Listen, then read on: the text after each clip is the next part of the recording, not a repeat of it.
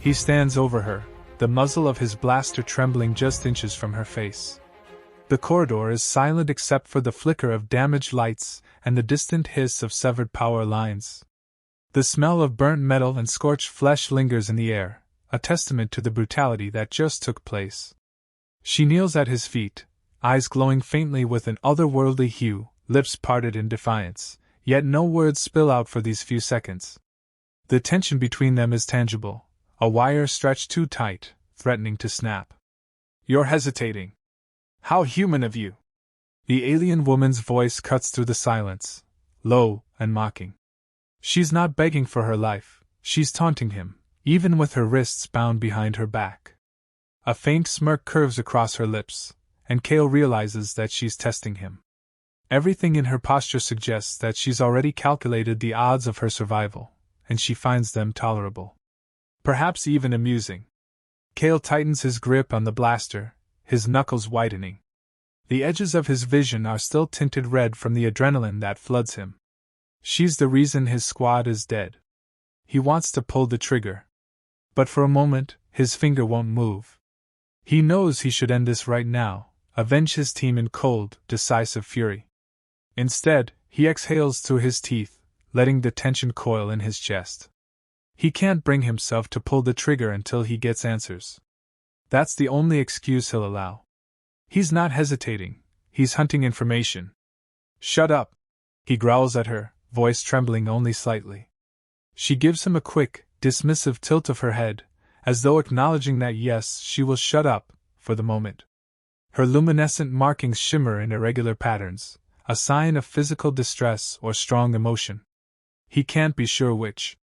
He's encountered her species only twice before, and neither ended well for any human involved.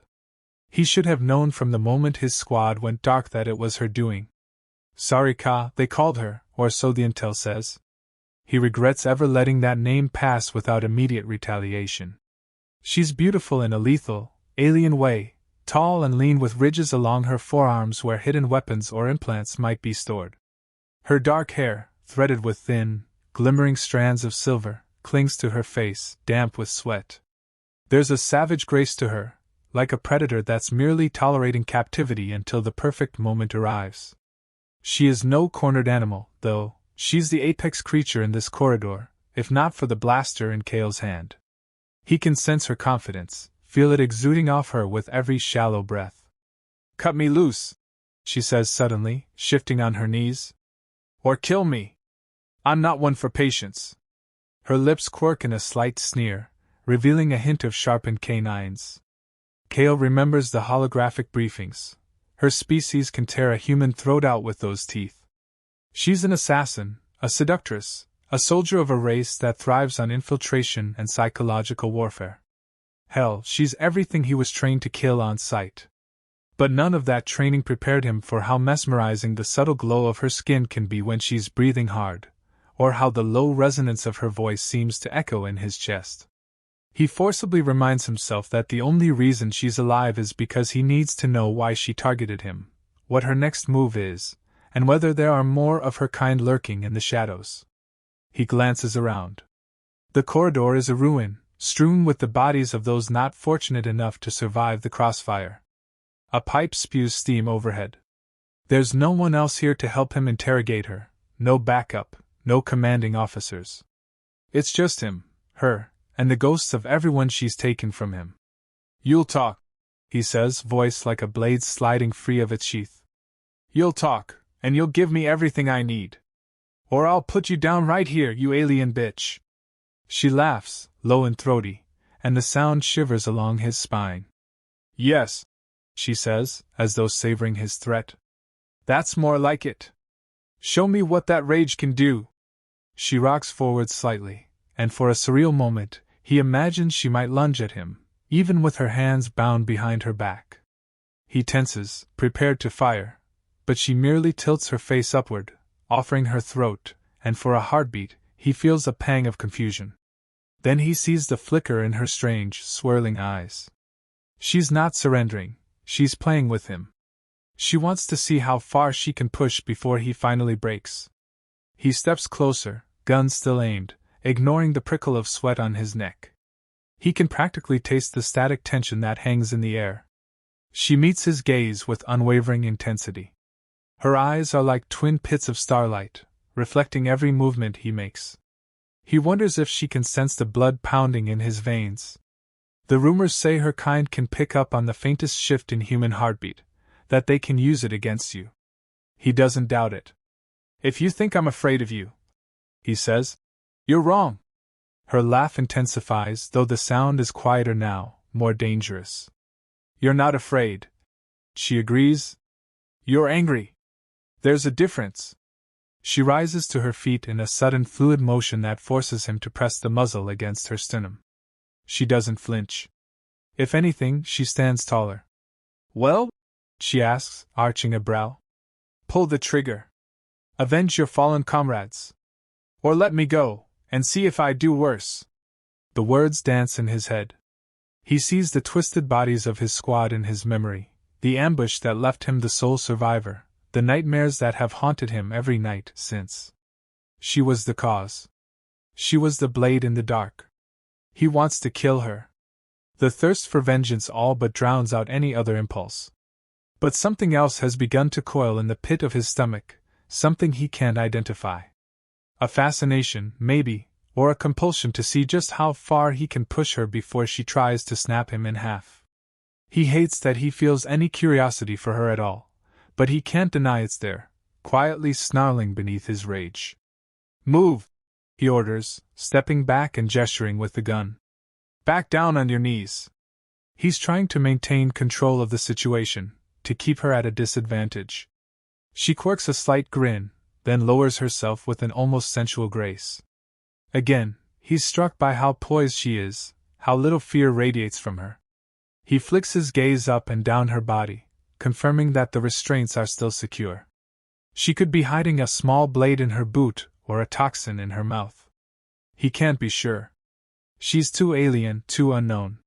She meets his scrutiny with a half-lidded stare. "Enjoying yourself?" she asks, voice silken with suggestion. He grits his teeth, refusing to give her the satisfaction of a reaction. He's determined to keep this purely about intel, nothing more. But his heart is thudding harder than it should. He places one boot against her shoulder and pushes her off balance, just to prove a point. She stumbles, recovers, but doesn't lose that maddening smirk.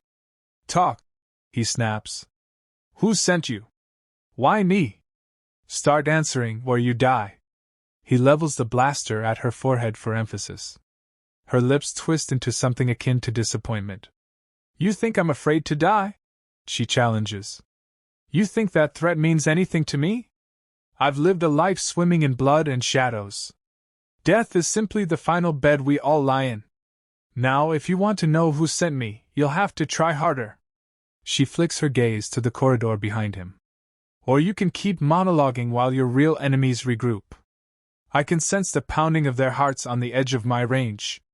He glances over his shoulder, scanning the dark corners of the facility. He doesn't see anything yet, but she might be right. This place is compromised. He can't stay here long, not if he wants to survive. A part of him, the part that still clings to the cold logic of a soldier, knows he needs to move. She might be the only leverage or intel that can tell him how to escape this sector. The corridor is riddled with dead ends, sealed blast doors, collapsed passages from the firefight that led to this moment. He can't simply throw her over his shoulder and find a quiet place to interrogate her, not with potential hostiles closing in. She notices his hesitation. "Untie me," she offers again. "You can keep the blaster if you like. But I can fight better with my hands free." She arches her shoulders, making the bioluminescent patterns on her collarbones flare faintly. "I want to live, and I assume you do as well. We're on the same side of that at least." He scoffs, but behind the mask of anger, there's grudging logic in her words.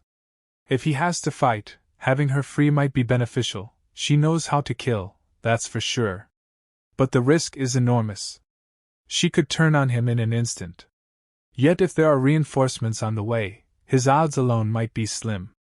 The entire place is shot to hell, and the route back to his ship is blocked by debris. He's not in a position to trust her, but the alternative might be a quick, violent death at the hands of whomever else lurks in these corridors. He stares her down, letting a few seconds pass. She doesn't squirm or plead, she just waits, eyes glowing in the flickering overhead light. His next move is sudden. He reaches down, toggles a switch on her restraints. She jolts when the lock clicks open. Her hands come free, though he keeps the cuffs looped around her wrists so that if he needs to, he can re-engage them at any time. "Don't try anything," he growls, pressing the blaster muzzle against her temple. She lifts her hands carefully in a display of compliance, though the smirk on her face suggests she's not at all cowed. "Smart choice," she murmurs, rotating her shoulders and flexing her fingers to restore circulation. "Now, we should leave. Unless you prefer to die in a collapsing corridor." He nods curtly, motions for her to stand. The tension in the air shifts from lethal standoff to uneasy alliance, but the threat hasn't vanished. It's merely changed shape. She rises slowly, and he wonders if she will lash out, try to disarm him. She doesn't. Instead, she swivels her head as if scanning for vibrations, her alien senses picking up details he can't. She takes a few steps, mindful of the debris. Cale follows, gun raised, but for the moment, they move as a pair. They don't make it far before a sharp clang echoes from a nearby passage. Sarika's head snaps around. Cale tenses, adrenaline surging anew. More enemies, or maybe a salvage drone? Hard to say. He doesn't intend to stick around to find out. He gestures for her to move forward, and she does so, creeping down the corridor with predatory silence. The overhead lights sputter and die, plunging the hallway into near darkness, but she navigates it like she sees perfectly well. He struggles to keep up, cursing softly under his breath. The only advantage he has is his blaster, which glows faintly with the charging coil. They round a corner, stepping over rubble, and come face to face with a half-collapsed blast door that blocks any further progress. Sarika glances back at him. "You have a plan for this?" she asks, lifting an eyebrow. He sets his jaw, scanning the door's edges. "We blow it," he says. "Or we find a bypass. If you were truly some unstoppable killer, you'd have a way around it. Right?"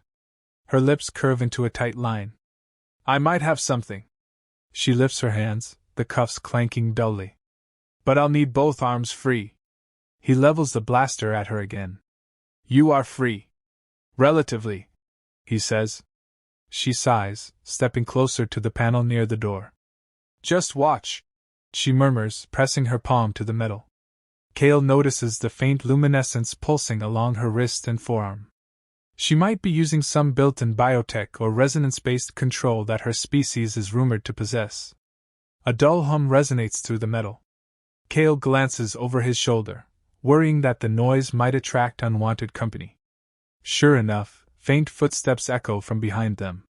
Time is running out. He aims the blaster down the dark corridor, half expecting to see shadows materialize into enemies. Meanwhile, Sarika keeps her palm on the metal. The hum grows louder, the door trembling. Finally, it slides upward by a fraction. She jerks her hand away with a grimace, as if the effort cost her. The door is jammed halfway open. They can crawl beneath it, maybe. "Go," she snaps, gesturing for him to move. "They're close. If you don't move now, you'll never get out." He stoops and wriggles under the half-raised door, then quickly turns to cover her from the other side. She drops onto her stomach and crawls under as well, the slender lines of her body wreathed in the flickering light. He extends a hand without thinking, helping her clear the sharp edge of twisted metal. His gloves brush the smooth skin of her forearm, and for just an instant, he feels an electric jolt, like a spark jumping from her to him. She inhales sharply, eyes flicking to his. Either of them comments. They scramble away from the door as it screeches, threatening to collapse again.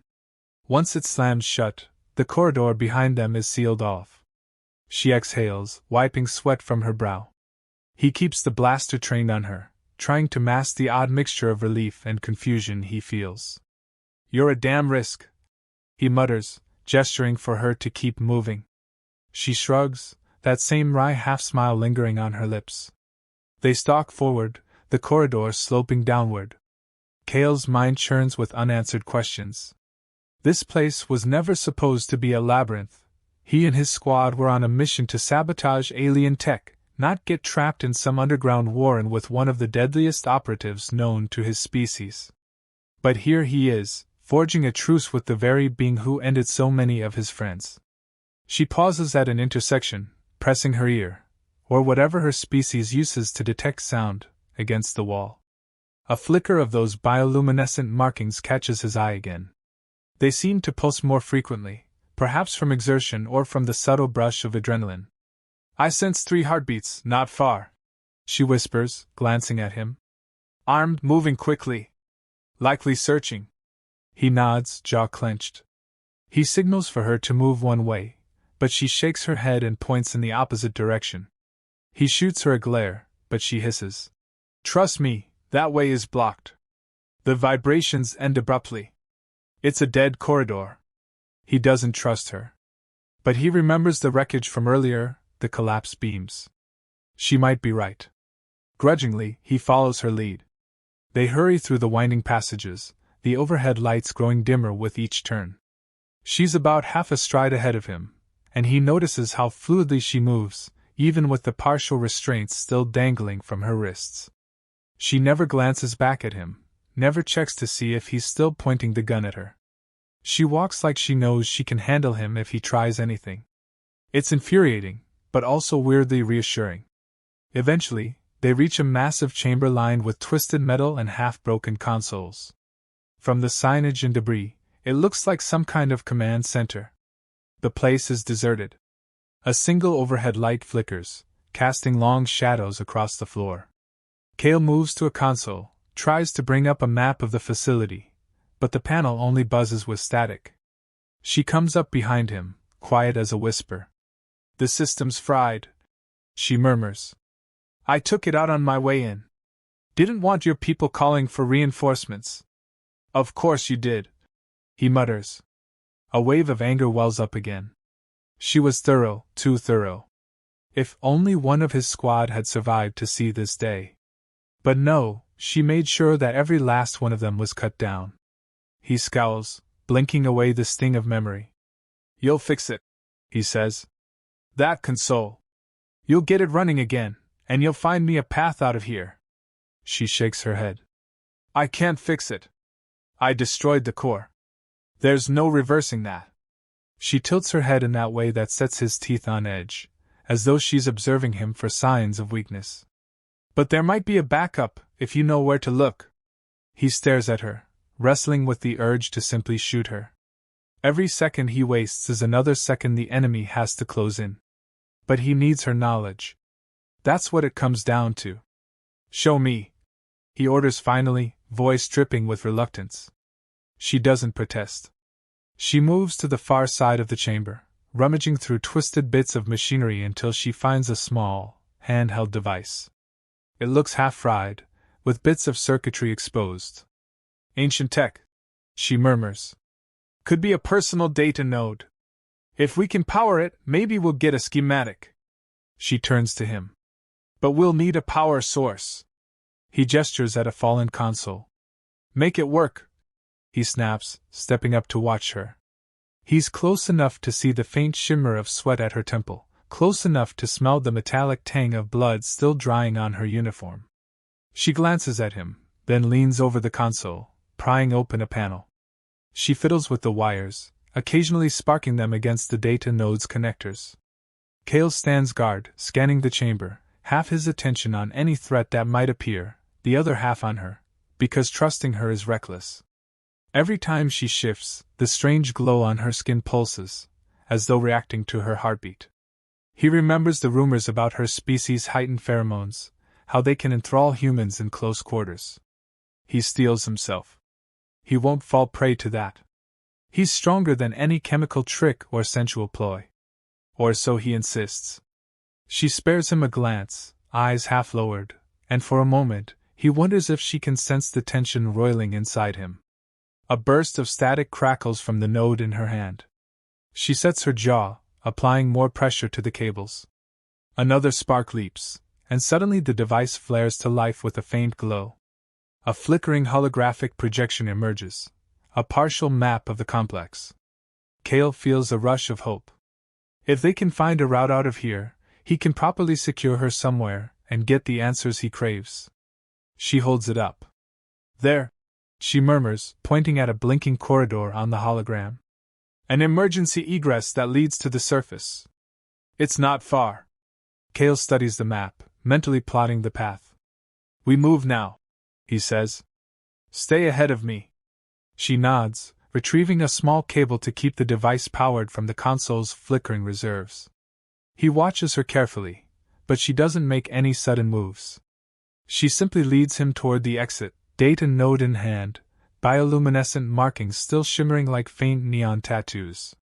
As they slip out of the command center, Kale remains on guard, but he can't deny a subtle shift within him. For the first time since he faced her, he sees a glimmer of possibility. Perhaps this alliance, however temporary, will ensure his survival, and then he can have the revenge he's always dreamed of. They press deeper into the bowels of the ruined facility. The corridors grow narrower, the overhead lights more erratic. Occasionally, sparks rain down from the exposed wiring, forcing them to shield their faces. Sarika leads the way, consulting the holographic map. Kale keeps the blaster trained on her, but every now and then, she moves too quickly around a corner, forcing him to hurry so he doesn't lose sight of her. It's infuriating, how easily she can move in this darkness, how she shows no sign of fear despite the fact that he could shoot her at any moment. It's as though she thrives on danger. They come upon a wide intersection, the floor slick with some kind of leaked coolant fluid. It glows faintly, reflecting the overhead sparks and sickly neon patterns. Sarika pauses, holding up a hand. He stops beside her, scanning the branching corridors. Then he hears it, a faint clatter, like boots on metal. Another pair of footsteps. He tenses, raising his weapon. She tilts her head, luminous eyes narrowing. They're close, she mouths, shifting her posture into something predatory. Without being told, she slides into a shadowed alcove. Kale takes up a position on the other side of the intersection, pressing his back to the wall. Moments later, 3 figures appear, wearing patchwork armor. Their faces are obscured by tactical visors. Kale can't tell if they're human or alien. They move slowly, scanning the corridor with energy rifles that hum with lethal promise. Sarika remains perfectly still, a statue carved from darkness. Kale exhales as quietly as possible. They can't afford a drawn-out fight right now, not with the facility on the brink of collapse. But these 3 look too organized to be random scavengers. They might be part of her faction, or perhaps mercenaries sent to eliminate any survivors. One of them steps forward, sweeping a scanning device across the corridor. Kale's pulse spikes. He ducks lower, glancing at Sarika. She motions for him to hold. He grips his blaster tightly, praying they won't be detected.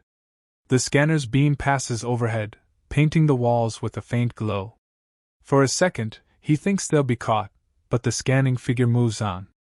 Kale's finger hovers on the trigger, ready to fight if necessary. The tension in his gut is nearly unbearable. Then one of them says in a harsh whisper, "No sign of the targets. Move on."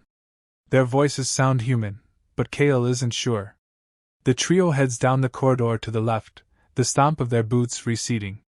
Kale remains still, waiting. Sarika glances his way, nods once, then steps from the shadows.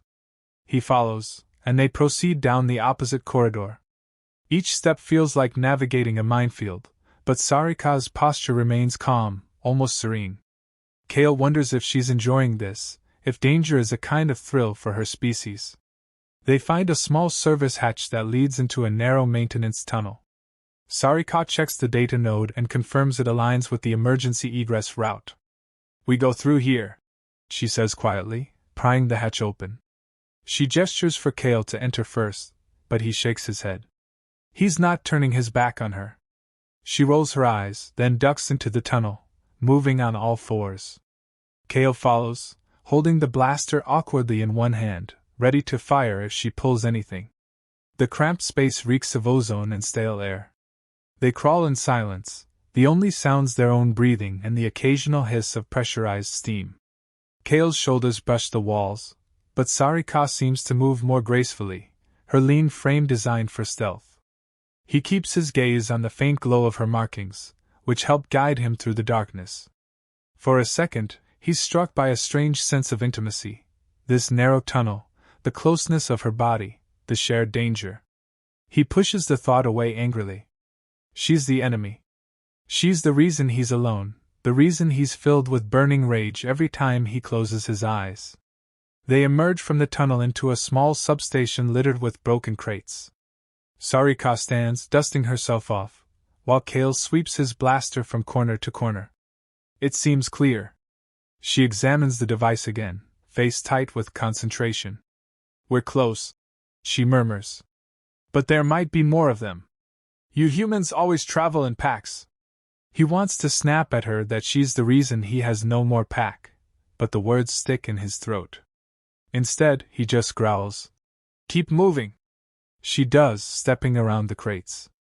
They find another corridor that slopes upward, promising, given they need to reach the surface. Kale can almost taste freedom. He envisions what he'll do once he's out of this place, how he'll secure a safe house or a cell to keep her in until she spills every secret. She glances back at him, as if reading his mind. The corner of her lips lifts, acknowledging some unspoken tension. They climb the inclined passage in tense silence. The overhead lights have failed entirely here, so the only illumination comes from the occasional sparks behind them and the faint, pulsing glow of Sarika's markings. Every time her gaze flicks his way, he feels a twitch of annoyance, and something else, something dangerously close to curiosity. Her species is legendary for its lethal charm, but he's never faced it so intimately before. She glides like liquid shadow, her movements almost mesmerizing. He forces his focus onto the path ahead, scanning for threats. The corridor curves sharply, leading to a sealed hatch with a blinking red panel. Sarika tries to activate it, but the panel remains locked, an error code flashing in an alien script Kale can't read. It's sealed, she mutters. We need a manual override. Step aside, he snaps, pushing her away with a rough shoulder. She yields, though not without a glare. He pries open a maintenance panel below the console, revealing a mess of wires and a hand crank mechanism. Hold the node here, he orders, indicating a cluster of connectors. She kneels, pressing the device against them. Sparks fly, but the hatch mechanism beeps in protest. Kale twists the crank with all his might. Slowly, the hatch slides open an inch, then two, letting in a cool draft of air from whatever lies beyond. The device flickers, threatening to die, but Sarika adjusts the cables and forces another surge of power. Finally, with a metallic shriek, the hatch grinds open enough for them to squeeze through. She slips through first. Kale follows, blaster at the ready. The corridor beyond is narrower, but the air is fresher, carrying a faint hint of the world outside, ion-charged wind, perhaps, or the tang of some alien atmosphere. They pick their way forward, stepping over scattered debris. Suddenly, a distant explosion rocks the facility, sending a tremor through the floor. Kale catches himself against the wall, cursing. Dust rains down from overhead. We need to hurry, Sarika hisses, her eyes glowing brighter. He nods, and they break into a jog, urgency replacing their careful, stealthy approach. She glances at the device one last time, then tosses it aside when the power flickers out. No more map. They'll have to trust that this corridor leads them where they need to go. The passage slopes up in a spiral, and after several tense minutes of running, they reach another door, this one partially ajar, letting in a sliver of pale, natural light. The surface must be just beyond. They approach cautiously. Kale peeks through the gap and sees a dull, stormy sky beyond the damaged frame. The planet's surface is bleak but open, scattered with debris fields from the battle that raged overhead. He steps outside first, scanning the horizon for hostiles. There's no immediate sign of soldiers or ships. The air is cold and carries the faint smell of ozone. Sarika follows, inhaling deeply, her chest rising and falling in a way that distracts him for half a second. He curses under his breath and forces his gaze away. "We're out," she says softly, brushing dust from her clothes. "Now what, Cale?" The way she says his name, he never told her, so she must have gleaned it from intel, sends a ripple of fury through him. She knows exactly who he is, and she came to kill him. He hasn't forgotten.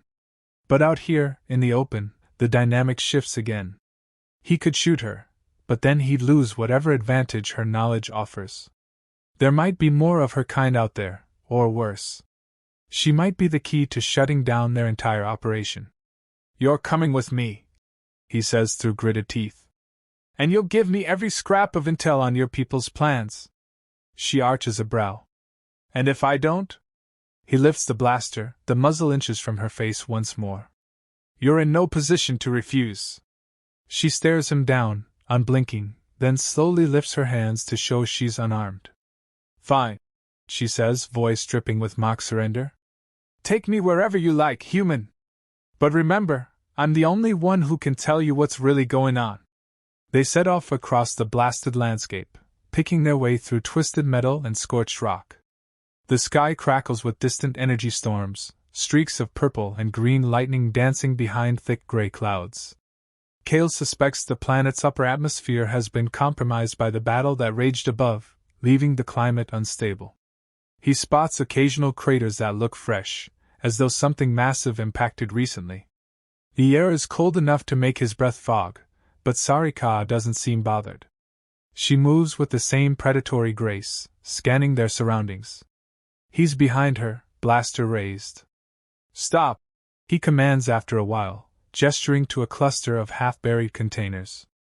"They might offer temporary cover." She complies, turning to face him once they're both hidden behind the rusted hull of what might have been a transport pod. "This place might still be crawling with hostiles," he says. "You said your reinforcements were in the facility. Where are the rest?" She gives a one-shouldered shrug.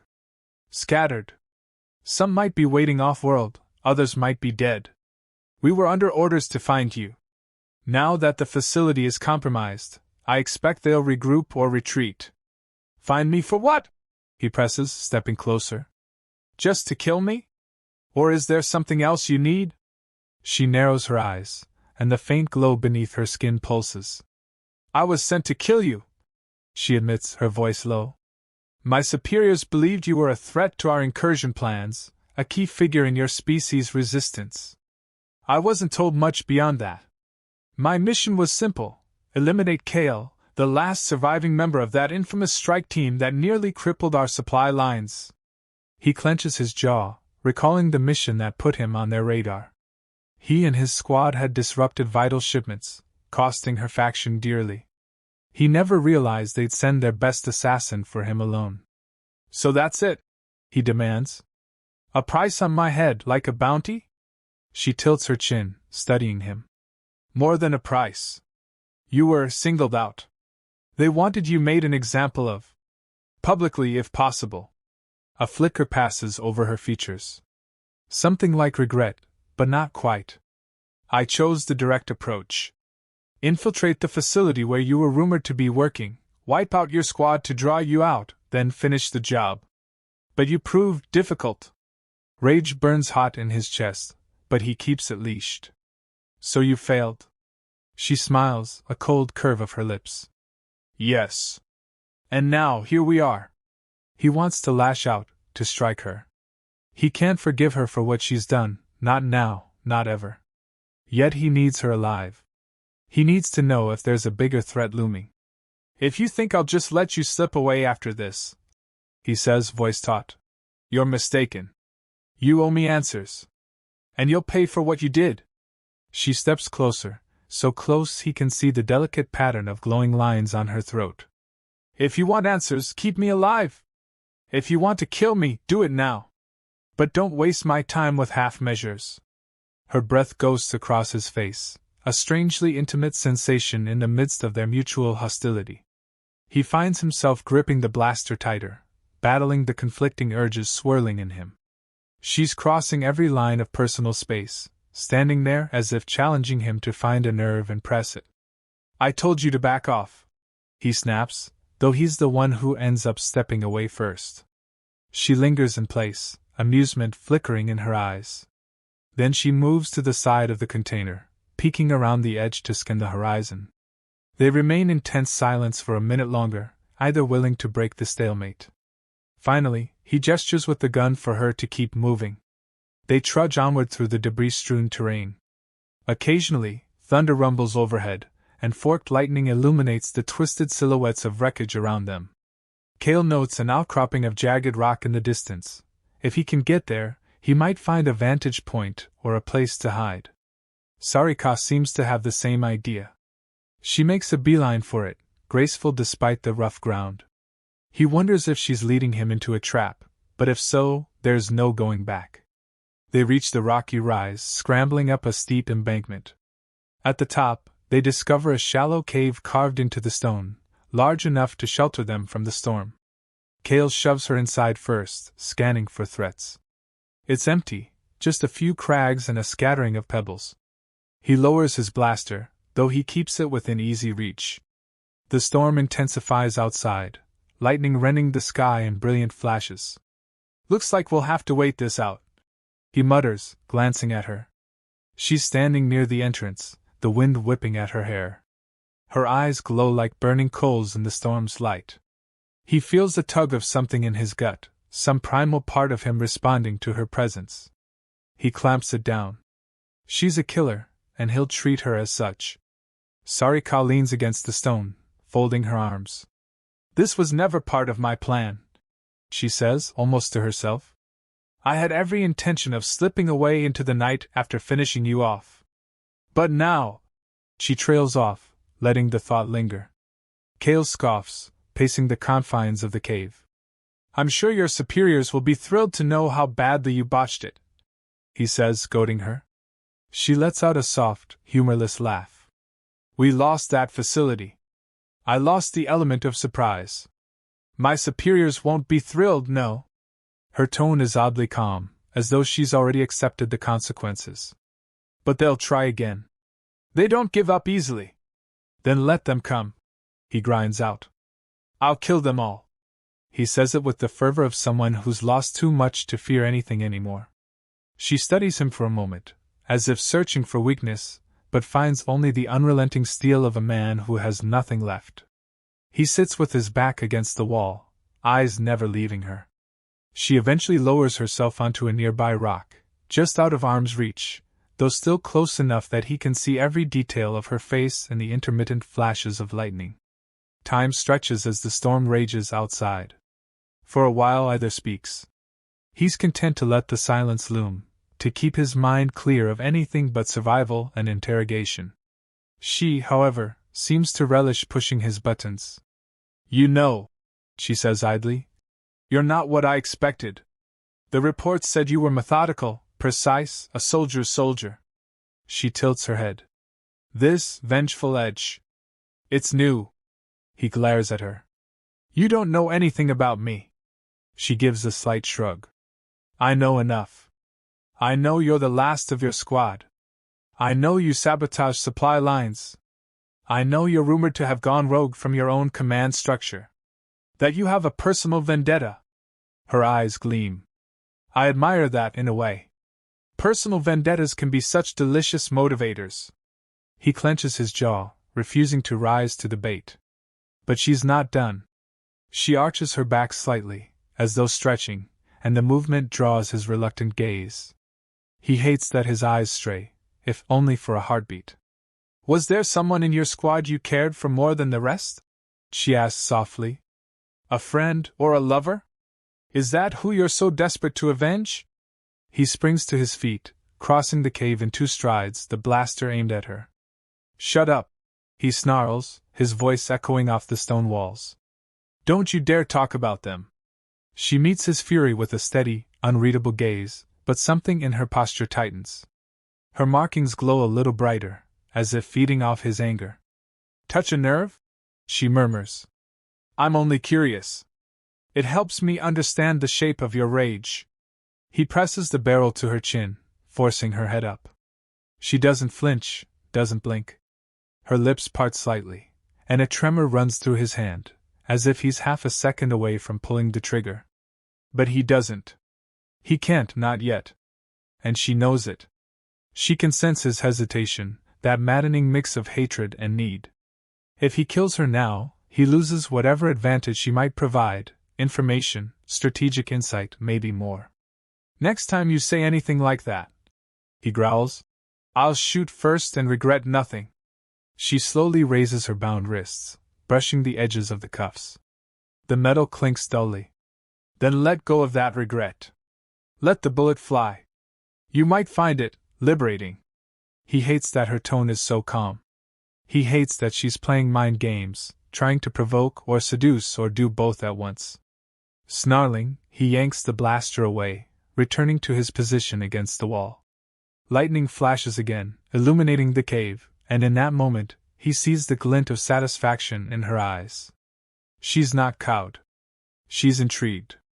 And that sense of challenge in her gaze sets his nerves on edge. The storm outside shows no sign of abating, so they remain there, locked in a silent impasse that pulses with tension. Occasionally, thunder shakes the ground, scattering dust from the cave's ceiling. In these intervals, they might hear distant echoes, could be ships overhead or more foot patrols searching the area. But no one disturbs them. They are alone with their mutual loathing, and under that loathing, something darker and more complicated that neither is ready to acknowledge. When the storm finally begins to subside, it's late.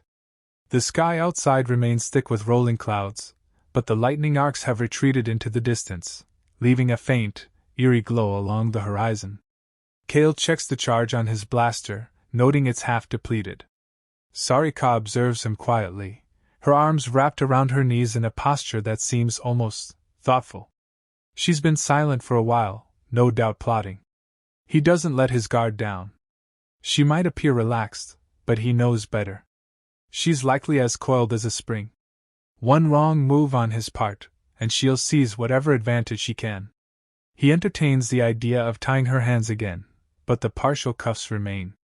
If she wanted to slip them entirely, she probably could by now. That she hasn't might be a calculated choice. As the wind dies down, he rises and moves toward the cave's entrance. She follows, stopping just behind him. From this vantage, he sees a wide plain of blasted earth leading to a ridge in the distance. Beyond that ridge might lie his ship, if it's still there, or some other mode of escape. He has no illusions that they can simply stroll across without danger. There could be patrols, drones, or worse. But staying here is not an option. Let's go, he mutters, stepping out into the muddy soil. She falls in behind him. The swirling sky overhead is an ugly bruise of gray and purple. The ground squelches beneath their boots. They weave through charred debris, alert for any sign of movement. His mind is constantly calculating. If she tries to run, can he shoot her fast enough? If an enemy force appears, will she side with them or with him? He hates that he even wonders. She's an assassin, after all, sworn to kill him. But here she is, trailing at his heels, waiting for something. They make it to the top of a gentle rise, peering down the slope on the other side. In the distance, Cale can see the jagged silhouette of a structure, could be a hangar, or what remains of one. He feels a spark of hope. If there's a craft, he can commandeer it, get off this rock, and take her somewhere secure to interrogate her properly. She notices the slight change in his posture. That's where your ship is? She asks, not quite a question, more a statement.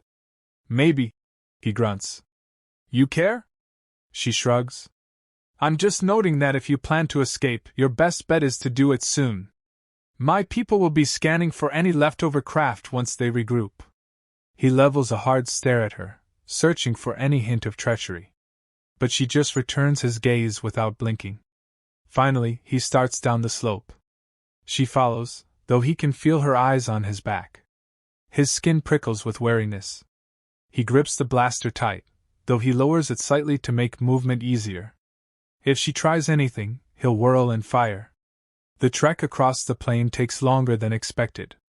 The mud drags at their feet, and each step is laborious. The occasional distant rumble suggests aftershocks of the earlier bombardments, or perhaps new strikes. Sarika's markings pulse intermittently, drawing his unwanted attention, but he forces himself to keep scanning the environment. The tension between them is like a constant drumbeat, unspoken but ever present. By the time they reach the structure, the clouds have cleared enough to reveal a thin, pale moon overhead. Its light bathes the ruins in a ghostly glow. Kale presses himself against the remains of an outer wall, signaling Sarika to stay close. She nods, expression focused. He peeks around the corner, seeing a half-collapsed hangar bay and the silhouette of a battered vessel within. It looks damaged, but possibly functional. The only problem is the pair of patrolling figures near it, clad in the same patchwork armor as the ones they spotted earlier. They carry rifles, scanning the wreck. Kale considers his options. A frontal assault is risky, but if he can take them by surprise, he might stand a chance. Sarika leans closer, her breath tickling his ear. 2 of them, scanning a perimeter. Likely more inside. I'll handle it, he whispers, shifting to check the energy level on his blaster. She puts a hand on his shoulder, a gesture he almost shrugs off, until she murmurs, "Let me help." He glances at her in annoyance. "Why would you help me kill your own people?" Her features harden. "They aren't my people. Not anymore. If they see I've failed my mission, they'll kill me. That's how it works." Her luminous eyes narrow. "So let's say I have a vested interest in our survival." He can't trust her fully, but logically, what she says makes sense. Her faction doesn't tolerate failure. If they catch her alive, she'll face retribution. She might see him as the lesser evil, at least for now. He sucks in a breath, mind racing. He could use her skill, she's a deadly fighter. But letting her off the leash might be inviting disaster. He makes a decision. "Fine," he whispers. "But one move against me. You'll shoot." "I know," she finishes for him, a trace of amusement coloring her tone. "Then let's do this quickly." He peeks around the corner again, noting the patrol's pattern. The 2 guards circle the perimeter in opposite directions, meeting on the far side before crossing again. Kale waits until one disappears behind a cluster of crates, then signals Sarika. She nods, sliding around the wall with uncanny stealth. Kale positions himself to intercept the other guard. He focuses on his breathing, letting the soldier in him override every other emotion. This is what he does. This is how he survives. The first guard appears, scanning the area with a rifle in hand. Kale steps out behind him, hooking an arm around the guard's throat and pressing the blaster to his visor. The guard struggles, but Kale fires a quick shot that penetrates the helmet. The figure goes limp, falling silently as Kale lowers him to the ground. No alarm is raised, he was swift. Across the hangar, Sarika moves with lethal grace. She intercepts the second guard just as he emerges from the crates. He tries to raise his weapon, but she's too fast. Her hand lashes out, striking at his throat, and there's a sickening crack. He collapses, choking. Before he can cry out, she rips the rifle from his grip and finishes him with a swift blow to the base of his skull. Kale watches from the shadows, grudgingly impressed by her efficiency, and a little unnerved by how fluidly she kills. She glances up, meets his stare, and for a moment, their eyes lock in silent understanding. They're both lethal when they need to be. Kale moves forward, scanning for more targets. No one else is immediately visible. Inside the hangar, the battered craft sits half covered by a collapsed roof, but the cockpit looks intact. He gestures for Sarika to follow. She does, stepping carefully over debris. They reach the craft, pressing against its hull. Kale peers around the edge into the open cargo bay. Another figure stands near a console, back turned, apparently oblivious. Kale ducks, letting Sarika approach from the opposite side. He counts to 3, then they move in tandem. The figure notices at the last second, whirling with a startled gasp, but Kale's blaster shot catches them in the chest. The body slumps to the ground. The hangar is now silent except for the crackle of small fires and the occasional groan of twisted metal. Kale scans the interior, then beckons Sarika. Together, they climb into the craft's cockpit. The controls look damaged, but he might be able to jury-rig a startup sequence. He stows his blaster in a side holster, frowning at the cracked screens and flickering lights. Sarika stands just behind him, close enough that he can feel the heat of her presence on his back. It sets his nerves on edge in ways that have nothing to do with battle. He wrestles with the pilot's seat, clearing debris, then powers up the console. A sputtering hum resonates through the craft. The engine tries to cycle. Once, twice, then it roars to life in a shower of sparks. Sarika places a hand on the co-pilot's seat, leaning forward. Will it fly? He adjusts a few controls, wincing at the readouts. We'll find out, he mutters. The ship's hull integrity is compromised, but the thrusters might still be functional enough for a short trip.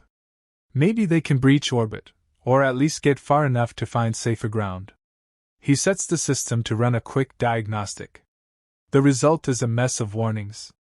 We don't have much time, he says, eyeing the blinking readouts. If more of them show up, we're done. She nods, sliding into the co-pilot's seat and examining the manual controls. Her slender fingers trace across alien glyphs, occasionally pressing a switch. Kale's about to snap at her to keep her hands off, but then the console stabilizes, and more systems come online. She might actually know how to handle this craft. He bites back a bitter remark. If she can make the job easier, he'll let her, for now. Coordinates? She asks. Where do you plan to go? He exhales, thinking of the nearest safe zone he knows. There's a hidden outpost in the northern sector. It's not allied with your faction or my former command. A place I can lie low. He glances at her. A place where I can keep you contained. She gives him a sardonic smile.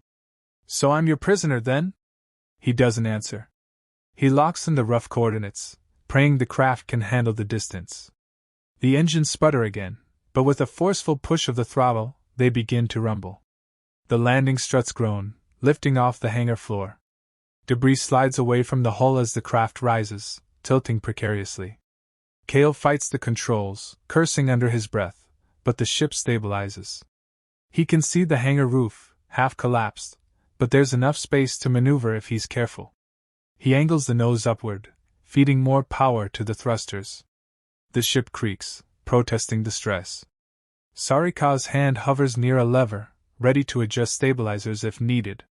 He eyes her warily, but she seems to be genuinely assisting. Slowly, painstakingly, the craft descends, scraping metal and a deafening screech until they break through the collapsed roof into open air.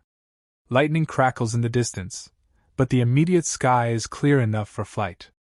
Kale sucks in a breath, feeling a rush of triumph. They're airborne. As they gain altitude, the battered planet spreads out below, an endless vista of craters and wreckage. Smoke rises in black plumes from distant impacts. Sarika stares through the cockpit's fractured canopy, silent for once. Kale can guess what she's thinking. So much destruction, and for what? He doesn't ask her. He doesn't care about her reflections. All that matters is survival. He points the craft north, ignoring the wailing of the damaged systems. The outpost is a few hours away by normal flight, but in this ruined state, the ship might take longer, or might not make it at all. He glances at Sarika, who's pressing buttons on a secondary panel. Stop messing with that, he growls. She meets his gaze unruffled. Just trying to siphon power to the structural integrity field. Unless you want to tear apart mid-flight. He hesitates, then nods tightly, turning his attention back to the precarious flight path. They climb higher, weaving through swirling clouds. Turbulence jostles them, flaring warnings across the console. But the ship holds together, at least for now. Time drags as they travel, the engines laboring under the strain. The two of them exchange few words, but the cockpit is thick with an unspoken tension. Kale refuses to let himself relax. She's too close, too cunning. If she decided to rip his throat out, she might succeed before he could react. He keeps the blaster within arm's reach, and every so often, his gaze flicks to her in suspicion. She remains poised, scanning readouts on the console, occasionally making small adjustments. She might be their best chance at survival, and it irks him more than he'd like to admit. Finally, after what feels like an eternity, The ship's sensors pick up the faint energy signature of the outpost.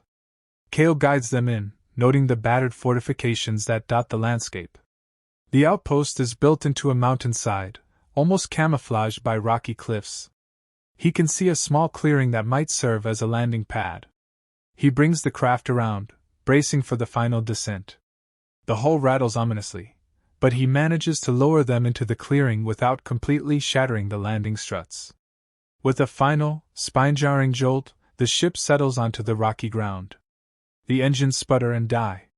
He exhales, wiping sweat from his brow. Sarika unbuckles her seat harness, standing carefully. "You said you have a place to keep me contained," she murmurs. "Let's see if it's as secure as you hope." Her tone drips with challenge, daring him to maintain control now that they're on stable ground. He gestures with the blaster for her to exit the cockpit. She arches a brow but complies, stepping into the dim corridor that leads to the cargo ramp. He follows, every muscle tight. The ramp lowers with a groan, revealing the bleak, wind-swept clearing outside. Kale steps down first, scanning the perimeter. The outpost's main gate is about 50 yards away, sealed shut. No immediate sign of life. It's possible the inhabitants fled or were killed. He can't be sure until he checks. He signals for her to stay behind him as they approach the gate. She does, though she glances around with an expression of wary interest. The gate is rusted, battered by the planet's harsh conditions, but still standing. Kale finds the manual release lever on the side and yanks it. With a groan, the gate shudders, then grinds open a few feet, enough to slip through. He ducks inside, weapon raised, Sarika following. They enter a narrow passageway lined with scrap metal. The flickering lights overhead suggest the outpost still has some power. Kale presses on, turning a corner into a small courtyard. It's empty except for a handful of overturned crates and a makeshift fire pit. The place seems abandoned. He scans for threats, but sees only evidence of a hastily vacated settlement, scattered supplies, old footprints in the dust, no sign of a current occupant. He's been here once before, years ago, on a mission that never fully materialized. He remembers a storage room deeper inside, one that could serve as a holding cell. Without a word, he motions for Sarika to follow. She does, stepping over debris. The tension between them hasn't lessened, but the adrenaline of the flight has softened its sharpest edges. Now there's a new layer, an awareness of how alone they are, how precarious their alliance is. He finds the storage room, a cramped chamber with reinforced walls and a heavy door. Perfect for keeping her under lock and key. He grabs a length of chain from a supply rack, then turns to her, eyes hard. "Inside," he orders. She gazes at the dingy interior, lips curling in mild disgust, but she steps in. He tosses the chain around a sturdy support beam, then indicates for her to put her wrists through. She lifts an eyebrow, obviously unimpressed, but complies. He tightens the chain, leaving her enough slack to move her arms but not enough to reach the door. A primitive solution, but it'll have to do. Once she's secured, he steps back, lowering his blaster only slightly. "Now we talk," he says. She tilts her head, arms crossed over her torso as best she can with the chain restricting her. The glow of her markings is subdued, as though she's physically depleted from the day's ordeal. "Ask your questions," she says, voice tinged with a wry undertone. "I might answer or I might not." He narrows his eyes. "You'll answer." He moves closer, looming over her. Despite her restraints, she still manages to exude that aura of defiance.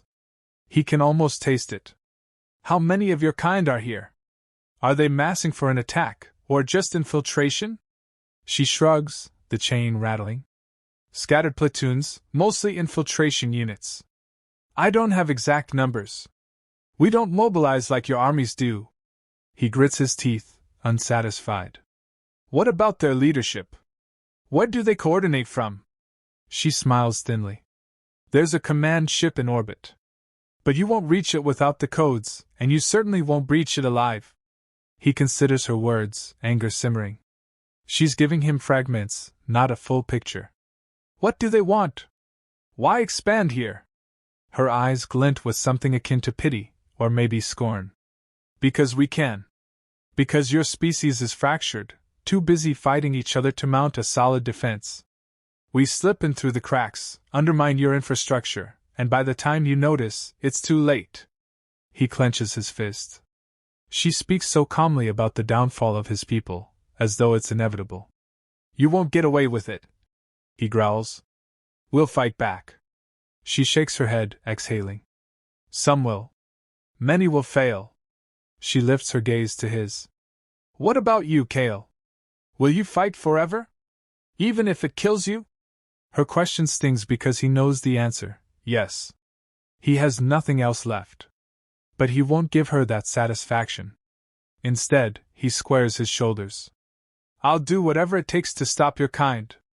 I'll kill every last one of you if I have to. She tilts her head, a faint smile ghosting over her lips. Brutal. You weren't always like this, were you? There was a time you believed in something nobler than pure vengeance. He scowls, stepping closer, the barrel of his blaster hovering near her temple again. You don't know me, he growls. And that wasn't an answer. She regards him with cool composure. Ask a better question, she says. He struggles to keep his fury in check.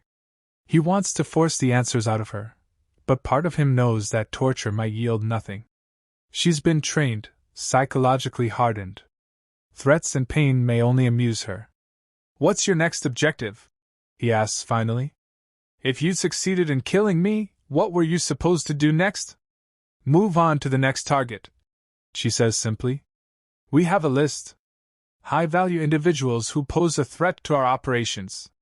You were near the top. He tries to glean more from her tone, but she offers no further details. Silence stretches. The battered overhead light flickers, casting jittery shadows on the walls. He notices how tired she looks, how the day's exertions have worn on her. The luminous markings on her skin still ebb and flow, reflecting some internal rhythm he can't decipher.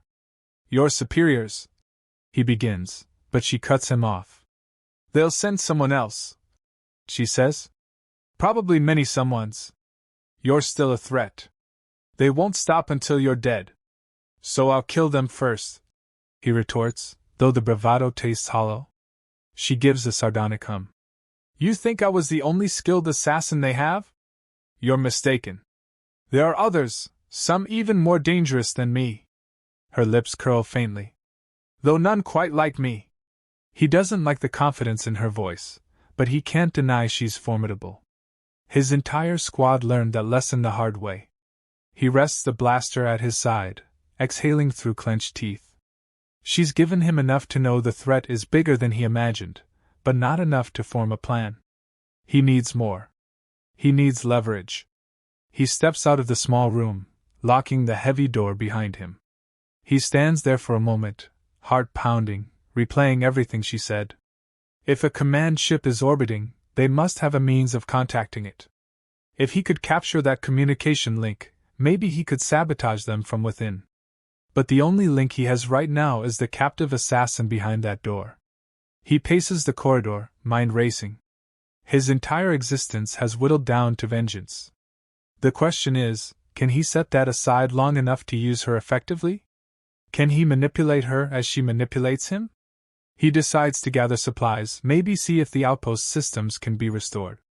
Anything to gain an advantage. He finds a small control room deeper in the compound, dust-covered but partially operational. An emergency generator hums beneath the floor. He flicks a few switches, coaxing the lights to full brightness. A battered console flickers to life, revealing a patchy readout of the outpost's perimeter sensors. No major activity detected, at least for now. With a grim sense of relief, he resets the door locks to ensure only he can open them. Returning to the makeshift cell, he finds her sitting on the floor, back against the wall, knees drawn up. She lifts her gaze as he enters, the chain rattling softly. Made yourself at home? He mutters, half sarcastic. She just shrugs. If you're waiting for me to break, it won't happen, she says. But if you want a different arrangement, I could be persuadable. He meets her eyes and sees the flicker of challenge there. She's testing him, always testing. Don't play games, he says, stepping closer. You're not in a position to bargain. She tilts her head, the glow of her markings flaring slightly as if to punctuate her words. Aren't I? You need me alive. You need my intel. And I need you alive, because otherwise I'm as good as dead if they catch me.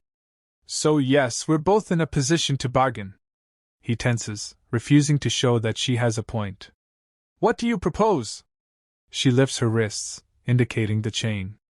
I propose you loosen my restraints, and I'll help you figure out how to disrupt my superior's plans.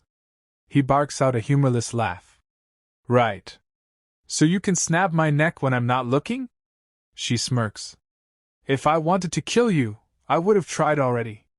Besides, you've been holding that blaster on me for hours now.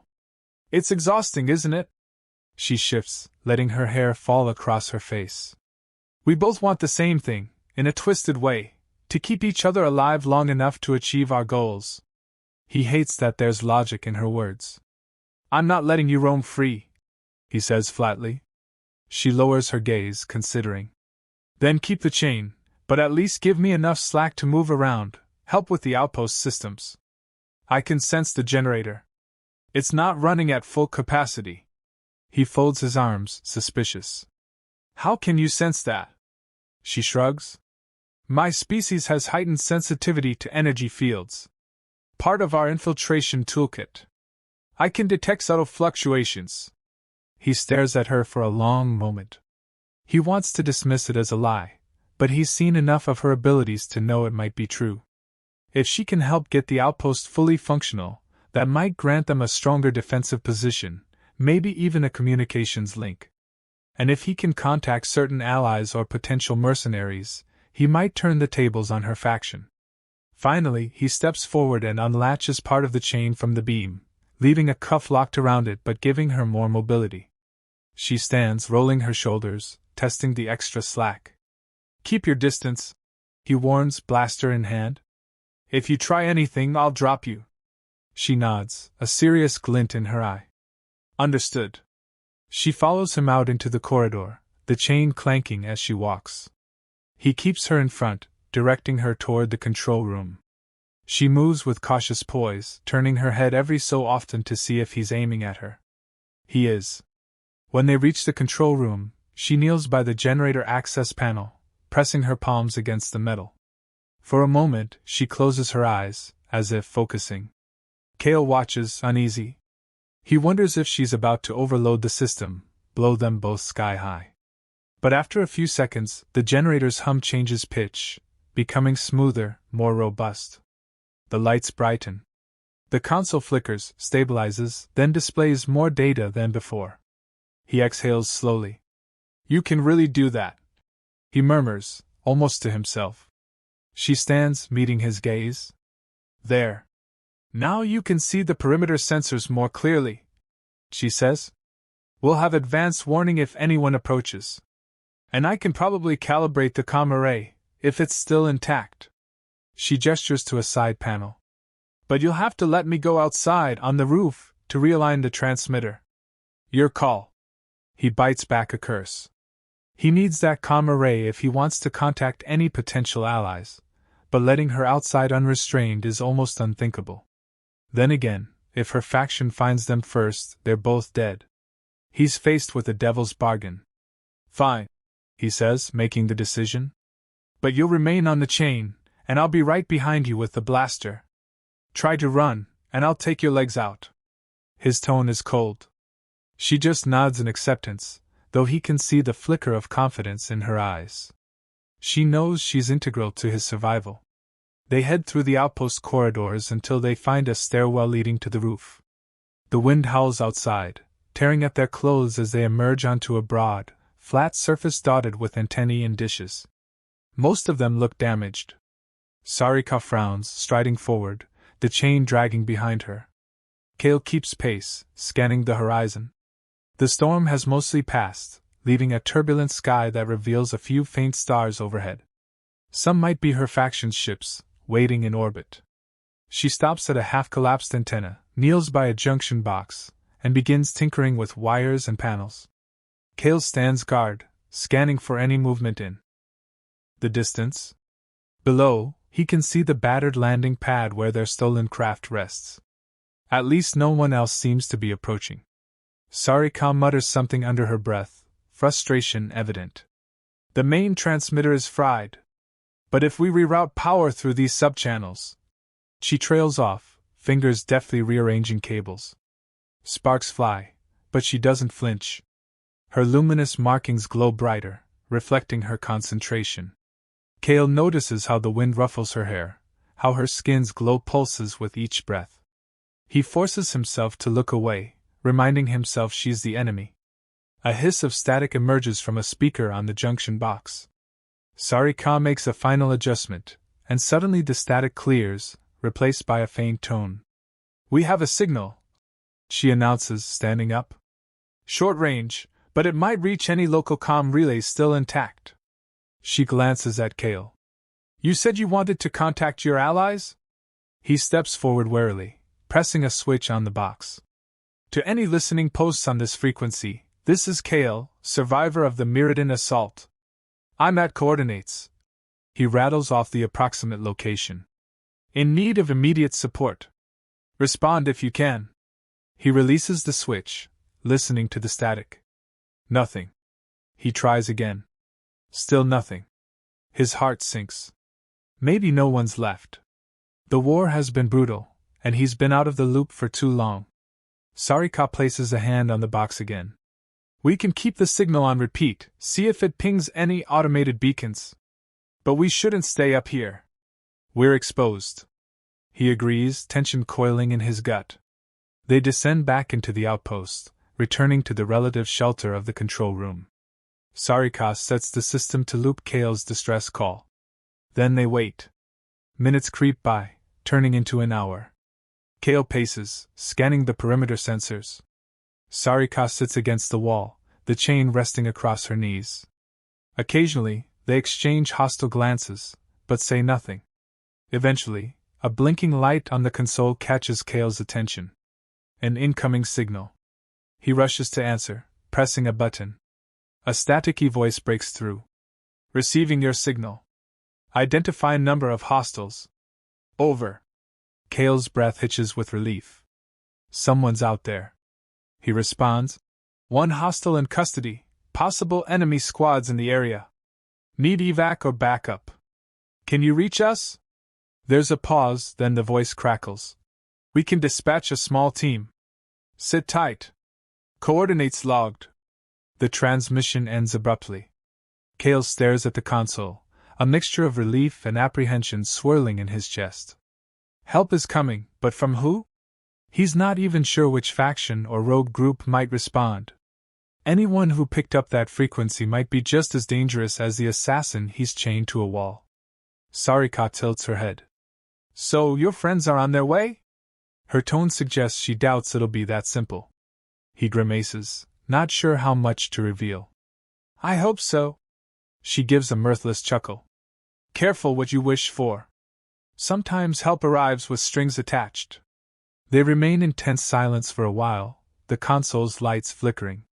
Kale tries to ignore how his pulse thrums every time he glances at her. She's still an unknown variable, a threat. But they're bound together by circumstance, and neither can fully betray the other without risking their own life. Eventually, he turns to her, letting his fury cool enough to speak more evenly.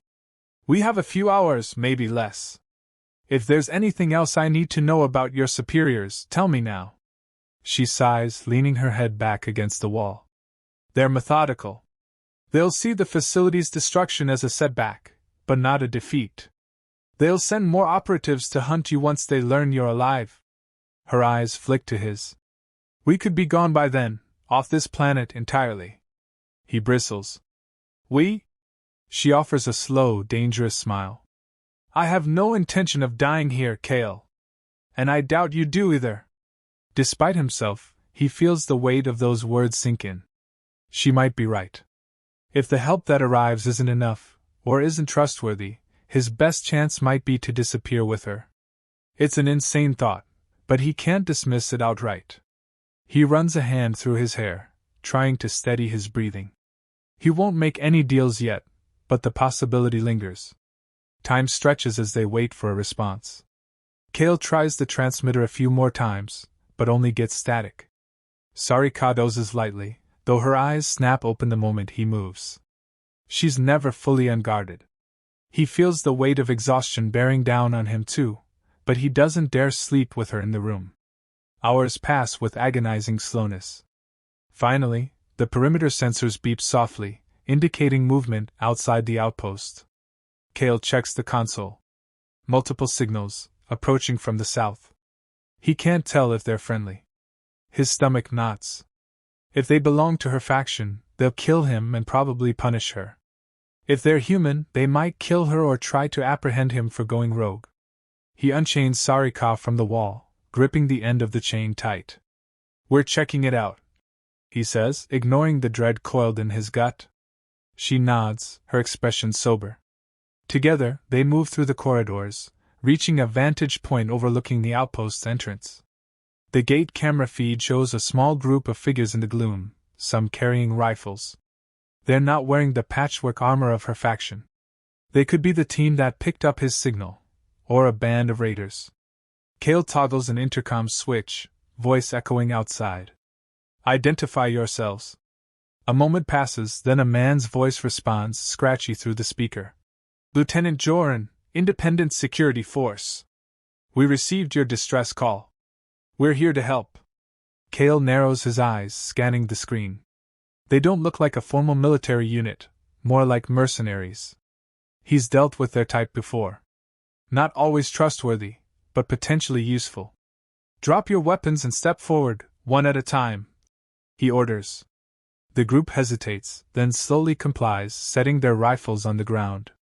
One man steps forward, lifting empty hands. "We're not looking for trouble. Just saw a chance to assist, for a price." He glances at the camera lens, obviously expecting some negotiation. Sarika, standing beside Kale, whispers, "They're scanning the perimeter. Counting defenses." He nods, noticing how their body language suggests caution. They're out for profit, no doubt, and they might turn on him if the payoff is right. But right now, they might be his best shot at getting off this planet. He opens the gate from the control panel, letting them into the courtyard. He and Sarika descend to meet them, Kale's blaster in hand, Sarika's chain rattling softly. The mercenaries eye her warily, no doubt recognizing the luminous markings on her skin. One woman in the group stiffens, hand drifting toward a sidearm. "An Azrani assassin," she mutters. "What the hell, man?" Kale keeps his voice steady. "She's under control. Stand down." Lieutenant Joran eyes them both, lips pursed. "So you're Kale? We've heard stories. You've certainly stirred up the hornet's nest with your raids." His gaze flicks to Sarika. "And this one, the bounty on her kind is significant." Sarika tenses, shifting her stance. Kale senses the potential for violence brimming in the air. He steps forward, raising a hand. "She's mine. I need her alive." One of the mercenaries snorts. "She's worth more dead, from what we hear." Kale glares at them. "She's worth even more to me alive. Do we have a deal or not?" Joran studies him, then glances at his men. "Depends what you're offering. We don't risk our necks for charity." Kale scowls, acknowledging that he has little to bargain with. "I have intel on advanced alien tech. You help me off or I'll share it with you." It's a bluff, but hopefully convincing. He figures any mercenary group worth their salt is after valuable secrets. Joran raises a brow, exchanging looks with his crew. "Alien tech, huh? All right. We might be interested. But let's be clear, once you're off this rock you owe us." He nods at the assassin. "And if she tries anything, we put her down." Sarika's eyes flash with a mix of anger and scorn, but she says nothing. Kale, ignoring the knot in his gut, offers his hand. Joran hesitates, then shakes it, sealing the agreement. "Fine," Kale mutters. "We'll gather our supplies and go." He leads them into the outpost, the mercenaries following. Sarika remains at his side, the chain still looped around her wrist, but with enough slack that she moves unencumbered. Joran's people eye her like a caged animal, ready to shoot if she shows any sign of aggression. Kale notices she's holding herself in a tightly coiled stance, but for the moment, she keeps the peace. They return to the control room, where Joran's tech specialist immediately begins scanning the console. "Long-range communications are shot," the tech mutters. "And that ship you flew in on isn't going to break orbit, not in its condition." Kale crosses his arms. "I just need a jump to another system. Or a safer port. Somewhere I can vanish." The tech grunts. "We've got a transport hidden not far from here. That's how we got to your signal so fast. We can take you off-world, for a price." Sarika's gaze flicks to Kale.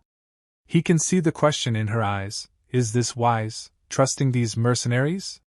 He's not entirely sure, but the alternative is staying here until her faction arrives to kill them both. He steels himself. "Name your price, then let's go." The negotiations are tense and quick. Joran demands a portion of the so-called alien tech intel up front. Kale deflects, insisting they finalize the extraction first. They settle on an uneasy compromise. Kale will guide them to the remains of the facility they just escaped, where presumably some data or artifacts might be salvaged. After that, the mercenaries will deliver Kale and his prisoner to a neutral station orbiting a distant moon.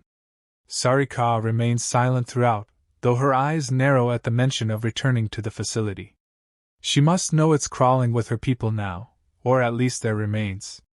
Kale sees the flicker of tension in her posture. But what choice do they have?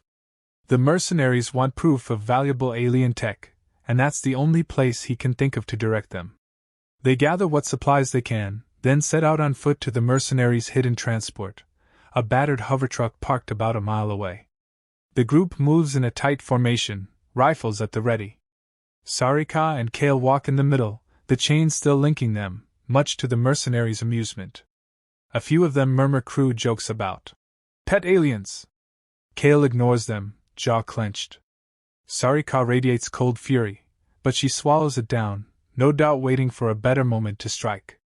Kale keeps a tight hold on the chain, determined to maintain at least the illusion of control. They trudge across the bleak terrain, passing the wreckage of old battles. Occasionally, lightning flickers in the distance. The planet seems locked in perpetual turmoil. At last, they spot the hovertruck tucked behind a ridge. The mercenaries load up, Joran taking the driver's seat. Kale and Sarika climb into the back, flanked by two heavily armed mercs. The engine hums to life, lifting the vehicle a few inches off the ground. It's not the smoothest ride, but it beats walking. Back to the facility. Joran calls over his shoulder, punching coordinates into a NAV device. "We'll see what we can salvage." Kale nods, though a knot of unease tightens in his stomach. If the facility is swarming with enemies, this could turn into a bloodbath. He glances at Sarika. She meets his gaze, eyes flicking to the mercenaries at their sides. He can practically read her silent assessment. Do they trust each other enough to fight side by side again? Or is betrayal inevitable?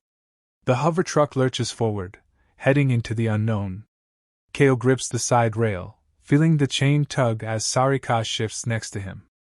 The mercenaries watch them warily, no one trusting anyone else. It's a volatile arrangement, a fragile alliance stitched together by desperation and greed. After a grueling journey over cratered land, they near the facility's coordinates. The mercenaries slow the hovertruck, scanning the area with binoculars. Joran curses under his breath. "I see movement. Could be her faction." Kale clenches his fists, remembering the labyrinth of corridors and the dead left behind. "How many?" "Hard to tell," Joran says. "But they're armed. Might be a small crew." Sarika speaks up, the first word she's said in a while. "We should approach from the south entrance. Less chance of detection." The mercenaries sneer, but Kale intervenes. "She's right. That's how we escaped. It's partially collapsed, but it might still be navigable." Joran considers, then nods reluctantly. "Fine. We go in quiet. Grab what we can, confirm the intel, get out." The hovertruck circles wide, parking behind a ridge. Everyone disembarks, weapons ready. The air crackles with tension. Sarika steps forward, chain clinking, scanning the facility's exterior. Kale notices how her markings are pulsing again, probably from the proximity to her own people. She turns to him, lowers her voice. They'll sense me if we get too close. My kind can pick up on each other's biosignatures. His eyes narrow. Then stay behind us. She shakes her head. I should lead.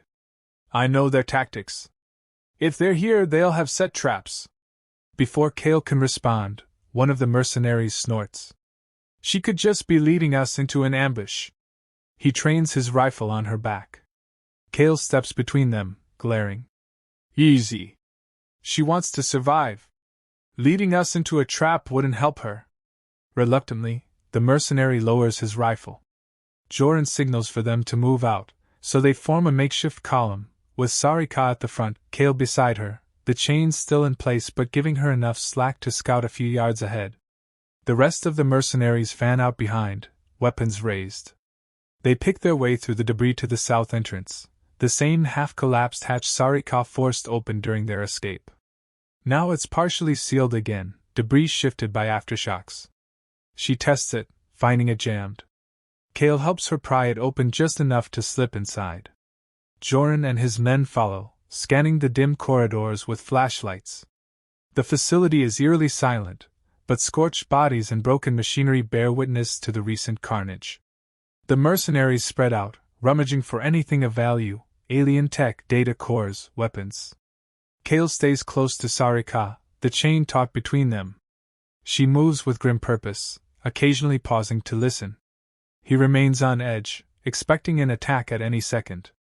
They reach a junction that leads deeper into the complex. Sarika holds up a hand, motioning for silence. She kneels, placing her palm against the floor. Her eyes flutter closed for a moment. 3 heartbeats, she murmurs. Down that corridor. They're not moving much. Joran nods. We'll check it out. Could be valuable tech or the last of your people. He gestures to 2 of his men, who move forward with rifles raised. Kale, unwilling to let Sarika out of his sight, follows. They creep down the corridor, stepping over rubble. The air is stale, thick with the stench of death. Rounding a corner, they find the bodies of 2 Azrani operatives, their bioluminescent markings dim in death. A 3rd operative is alive but badly wounded, propped against a wall, blackish blood pooling around him. He looks up at them, eyes burning with hatred. Joran's men raise rifles, ready to shoot. But the Azrani warrior simply smirks. Sarika stiffens beside Kale, her gaze locked on the wounded man. He sneers, spitting out a word in their language that Kale doesn't understand. Sarika flinches, the chain rattling. She steps forward, ignoring Kale's tug, and kneels before the dying warrior. Their glowing eyes meet in a silent exchange. The warrior utters another phrase, and Sarika replies softly, something in her tone reminiscent of regret. Kale tugs the chain again.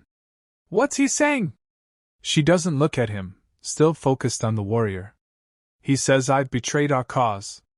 He says I should finish him or he'll curse my name until his dying breath. Her voice is tight. The warrior coughs, black fluid staining his lips. His eyes flick to Kale, a flicker of disdain crossing his features. Then he laughs, a wet, choking sound. He lifts a small device in his hand. Kale realizes too late, it's some sort of detonator. Get back! Kale shouts, yanking Sarika away. But the warrior presses the switch. An explosion rips through the corridor, blasting debris in all directions. Kale hits the floor hard, ears ringing, dust and smoke filling his lungs. He coughs, disoriented. The chain pulls taut, Sarika still attached on the other end. When the smoke clears, part of the corridor has collapsed, sealing the way they came. 2 of Joran's men lie dead, shredded by shrapnel. Joran himself is sprawled against the wall, groaning in pain, blood seeping from a gash on his arm. Sarika is on her knees, coughing, her markings flickering erratically. Kale forces himself to his feet, helping her stand. He tastes blood in his mouth. Damn it! Joran gasps, struggling upright. That psycho blew half the facility. He glances around, seeing only a handful of his men still alive. We need to find another way out. Kale nods, adrenaline surging. The facility groans ominously. Another collapse might bury them for good. He helps Joran to his feet, while Sarika steadies herself, wincing as she tests a bruised leg. They retrace their steps, or try to, but the corridor is completely blocked by fallen metal. One of the remaining mercenaries curses. We're trapped. Sarika shakes her head, pressing a hand to the wall. There might be a ventilation shaft. Kale nods, recalling the cramped passage they crawled through earlier. Follow me, Sarika says, hobbling forward. Kale remains close, chain clinking. Joran and the survivors follow, but their morale is shot. They glare at Sarika, blaming her for leading them into a trap, even though the explosion was triggered by her fellow Azrani. The tension is so thick Kale can taste it. He wonders if this alliance will hold much longer. They manage to find the maintenance shaft again, though the entrance is partly collapsed. Sarika and Kale work together to clear enough debris for everyone to crawl through. Joran, clutching his wounded arm, curses under his breath. Your intel better be worth it, he snarls at Kale. Kale doesn't bother responding. Right now, survival is the only priority. One by one, they enter the shaft. The passage is even more cramped than before, twisted by the explosion. Sharp metal juts from the walls, forcing them to move carefully. Sarika leads, Kale behind her, Joran and his men bringing up the rear. The chain between Kale and Sarika scrapes along the floor, each sound echoing in the enclosed space. They reach a junction where the shaft splits. Sarika pauses, pressing a hand to the walls, listening. Kale crouches behind her, painfully aware of the enclosed proximity and the subtle shift of her body as she breathes. He forces his attention forward, ignoring the unbidden awareness creeping into his thoughts. She gestures to the left tunnel. That leads toward an exterior vent. It should open to the outside. Kale nods, but Joran scoffs. Should? You're guessing? Sarika shoots him a glare. The entire structure has shifted. I can't be certain. Joran curses again, but there's no other option. They crawl left. Each yard feels like a mile, sweat dripping from their faces as they navigate twisted metal. Finally, Sarika halts, peering through a grated vent. A faint glow from outside seeps in. Kale moves up beside her, seeing daylight, or perhaps the glow of the storm-laden sky. They might have found a way out. Sarika strains against the grate, but it's jammed. Kale braces himself against the narrow walls, pushing with all his might. Metal groans, and after a tense moment, the grate gives way, tumbling outward. A rush of fresh air greets them. Sarika slips through first, dropping onto a rocky ledge. Kale follows, letting the chain out. Joran and the remaining mercenaries emerge soon after. They find themselves on a narrow cliff overlooking the twisted remains of the facility. Smoke rises from gaping holes, and one section has collapsed entirely. The path down is steep but navigable with care. Joran looks ready to murder someone. So much for that salvage. We lost men, and we got nothing. Kale squares his shoulders, ignoring the throbbing ache of his injuries. We can still find something. Perhaps there's a communications node or a data cache in one of the auxiliary buildings. No, Joran snaps. We're done here. This place is falling apart. We got your sorry hideout, and now I want compensation. Kale's anger flares, but before he can argue, Joran lifts his rifle. The mercenaries behind him do the same. Sarika tenses, stepping closer to Kale, as if preparing to fight. The chain rattles, a harsh reminder of their forced partnership. Joran's men are out for blood, or money. Possibly both. You can't pay us an intel that doesn't exist, Joran says coldly. So I'll take the next best thing. He eyes Sarika. Her species has a value to certain buyers, even half dead. She might fetch enough to cover our losses. Kale's grip tightens on the chain. No, he growls. She stays with me. Joran laughs without humor. You're in no position to bargain. We outnumber you, you're injured, and your assassin is chained. Now give her up, or we take you both. Kale's mind races. He could try to fight, but Sarika is at his side, effectively tethered to him. If he unchains her, she might run or kill them all. Then again, maybe that's their best shot. He glances at her, seeing the faint nod, as if she's willing to team up if it means survival. He makes his decision. In one swift motion, he presses the release on the chain cuffs around her wrist. The metal clatters to the ground. Joran's eyes widen, and Sarika springs forward like a coiled serpent.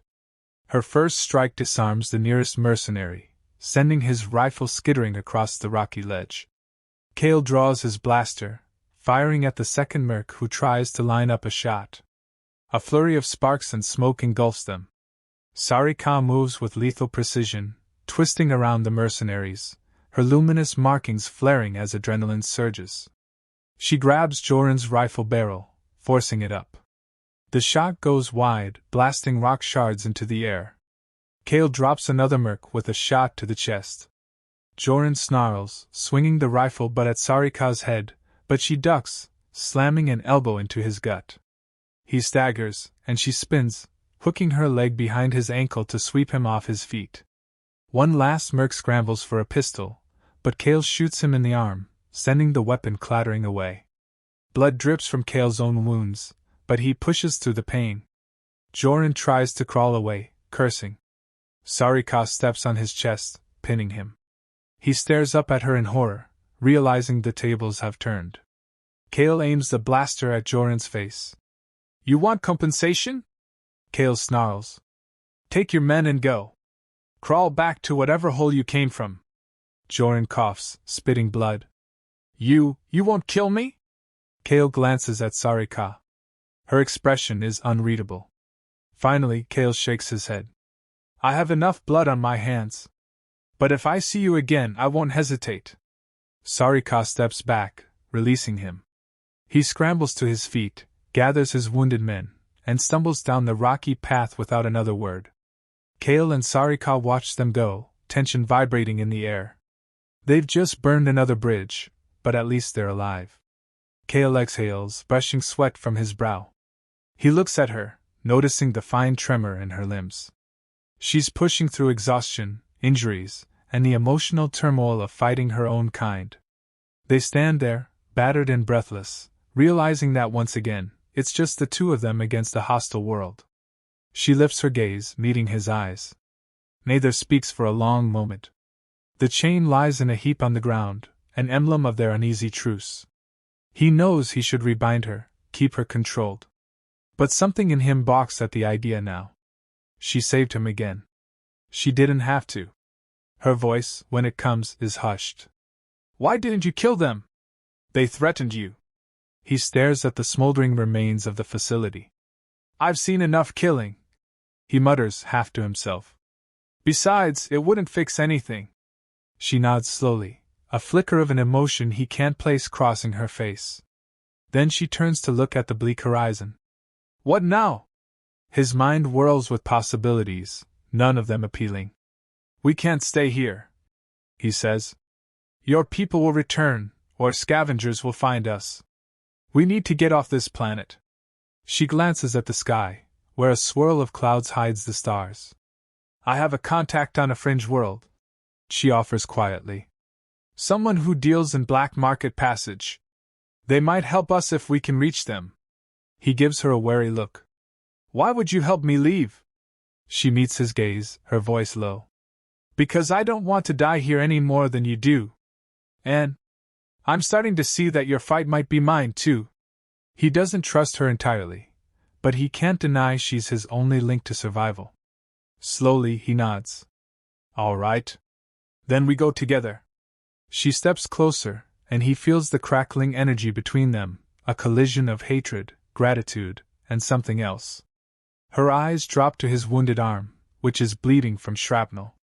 Without a word, she reaches out, fingertips brushing his skin. He tenses, half expecting a trick.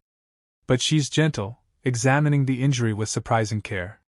You'll need to stop that bleeding, she murmurs. Let me see. He hesitates, then allows her to tear a strip from her own sleeve to bind the wound. The touch of her hands on his flesh ignites a swirl of confusing emotions: anger, desire, revulsion at needing her help, curiosity about her softness. He swallows hard, focusing on the horizon. When she finishes, he glances down at her makeshift bandage, spots of blood already soaking through. She looks up at him. Their eyes lock. Despite everything, every betrayal, every death, they share a moment that crackles with unspoken tension. She's close enough that he can feel the warmth of her breath on his chin, smell the faint metallic tang of her sweat. He steps back abruptly, clearing his throat. "Let's move," he mutters, unwilling to examine the surge of conflicting impulses coursing through him. She nods, taking a steadying breath. Together, they descend the rocky path, leaving the collapsed facility behind them. They trudge across the devastated landscape, searching for any sign of a functioning craft or a hidden hangar. He doesn't bother restraining her this time. She could have fled during the battle with the mercenaries but chose not to. He's still wary, but a fragile seed of trust has taken root. As twilight deepens, they spot a flicker of light near an outcropping of rock. Approaching cautiously, they discover a small campsite, a battered shuttle anchored on a flat plateau, with a single occupant. The occupant is an older man, grizzled, with a patch over one eye and a makeshift prosthetic arm. He spots them approaching and levels a pistol. Cale raises his hands in a gesture of peace. The man snarls, "Stay back. I'm not looking for trouble." Cale calls out, "Neither are we. We just need transport off-world." The man squints, noticing Sarika. "You're traveling with an Israni?" he growls. "Hell, that's trouble enough." Sarika's expression darkens, but she remains silent, letting Cale handle it. He steps forward, ignoring the pistol aimed at his chest. "Look, we can pay. Or we can trade. Just help us get off this planet, and you'll never see us again." The man grunts. "I might have a hyperdrive that's barely holding together. You have fuel cells? Ration packs?" Cale sighs. They have almost nothing left, except some gear from the outpost. Sarika interjects softly. "We have data on Israni infiltration routes. You could sell that to the highest bidder. It's worth a fortune." The man's eyes narrow with interest. "Data, huh?" He glances at Cale. "That real?" Cale gives a slow nod. "She has the knowledge. If you can guarantee safe passage, we'll talk." After tense negotiations, they strike an agreement. The man introduces himself as Braxton, a scavenger who moves from planet to planet, selling what he can. He needs updated infiltration route data to avoid run-ins with the Israni. Sarika can provide it, in exchange for a seat on his shuttle. Braxton eyes them both, still wary, but greed overcomes caution. He motions to the shuttle. "It's not fancy, but it'll break orbit. You help me with some repairs, give me that intel, and we'll get out of here before the next storm hits." Cale and Sarika work through the night, assisting Braxton with patching the shuttle's hull and recalibrating its NAV system. Cale shoulders the heavier tasks, while Sarika handles the more intricate calibrations, her sensitive hands and heightened senses proving invaluable again. Braxton watches them carefully, pistol always within reach. Cale doesn't blame him. They must look like an unlikely duo, a scarred human soldier and a lethal alien assassin. As dawn breaks, the shuttle is more or less ready for liftoff. Braxton rubs his palms together. "All right.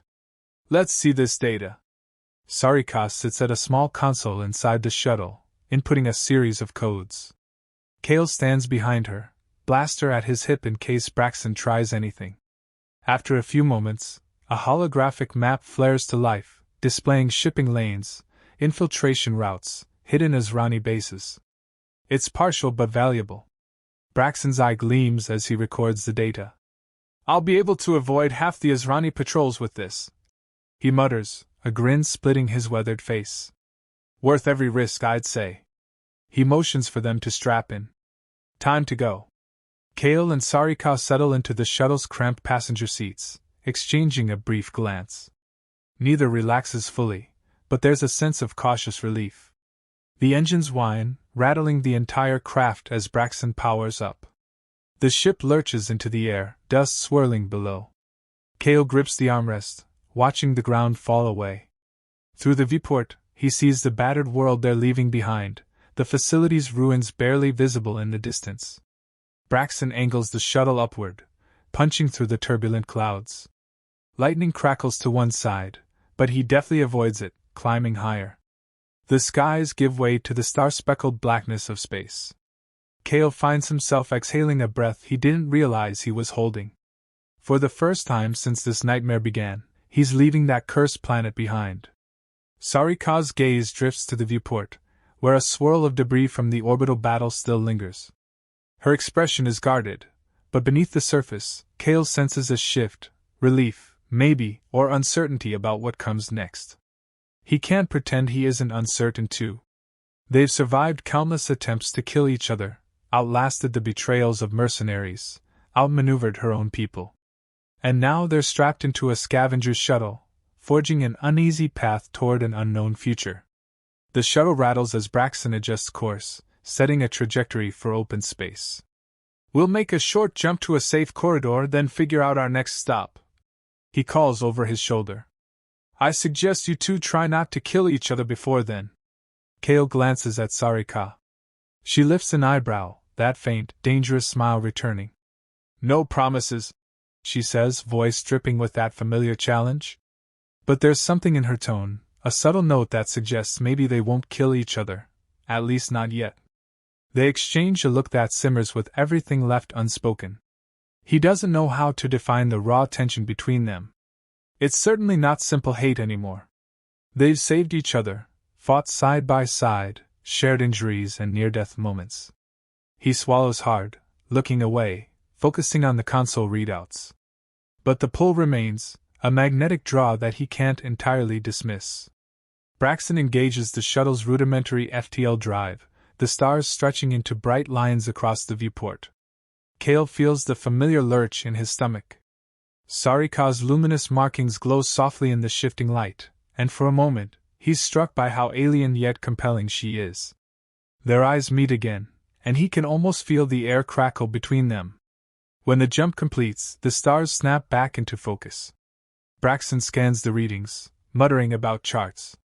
"We'll be at my contact's outpost in a few hours.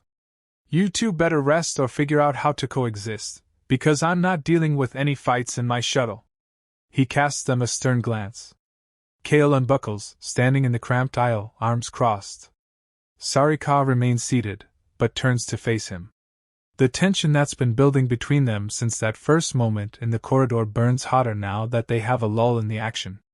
He's acutely aware of every bruise on his body, every ache in his muscles, and the pulsing adrenaline that hasn't quite dissipated.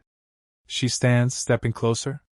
The cabin is so small that they're practically chest to chest, the hum of the engines and Braxton's distant curses the only background noise. He could back away, but he doesn't. Instead, he meets her gaze, half challenging, half curious. She lifts a hand, brushes her fingertips across a cut on his cheek. He stiffens, but doesn't pull back. The contact sends a shiver through him. "You humans are so fragile," she murmurs, voice low. "Yet you cling to life with such ferocity." He smirks bitterly. "And you as Ronnie seem so invincible, but I've seen you bleed." She inclines her head. "We all bleed." They stand there, all the pent-up anger, grief, and reluctant alliance thrumming between them.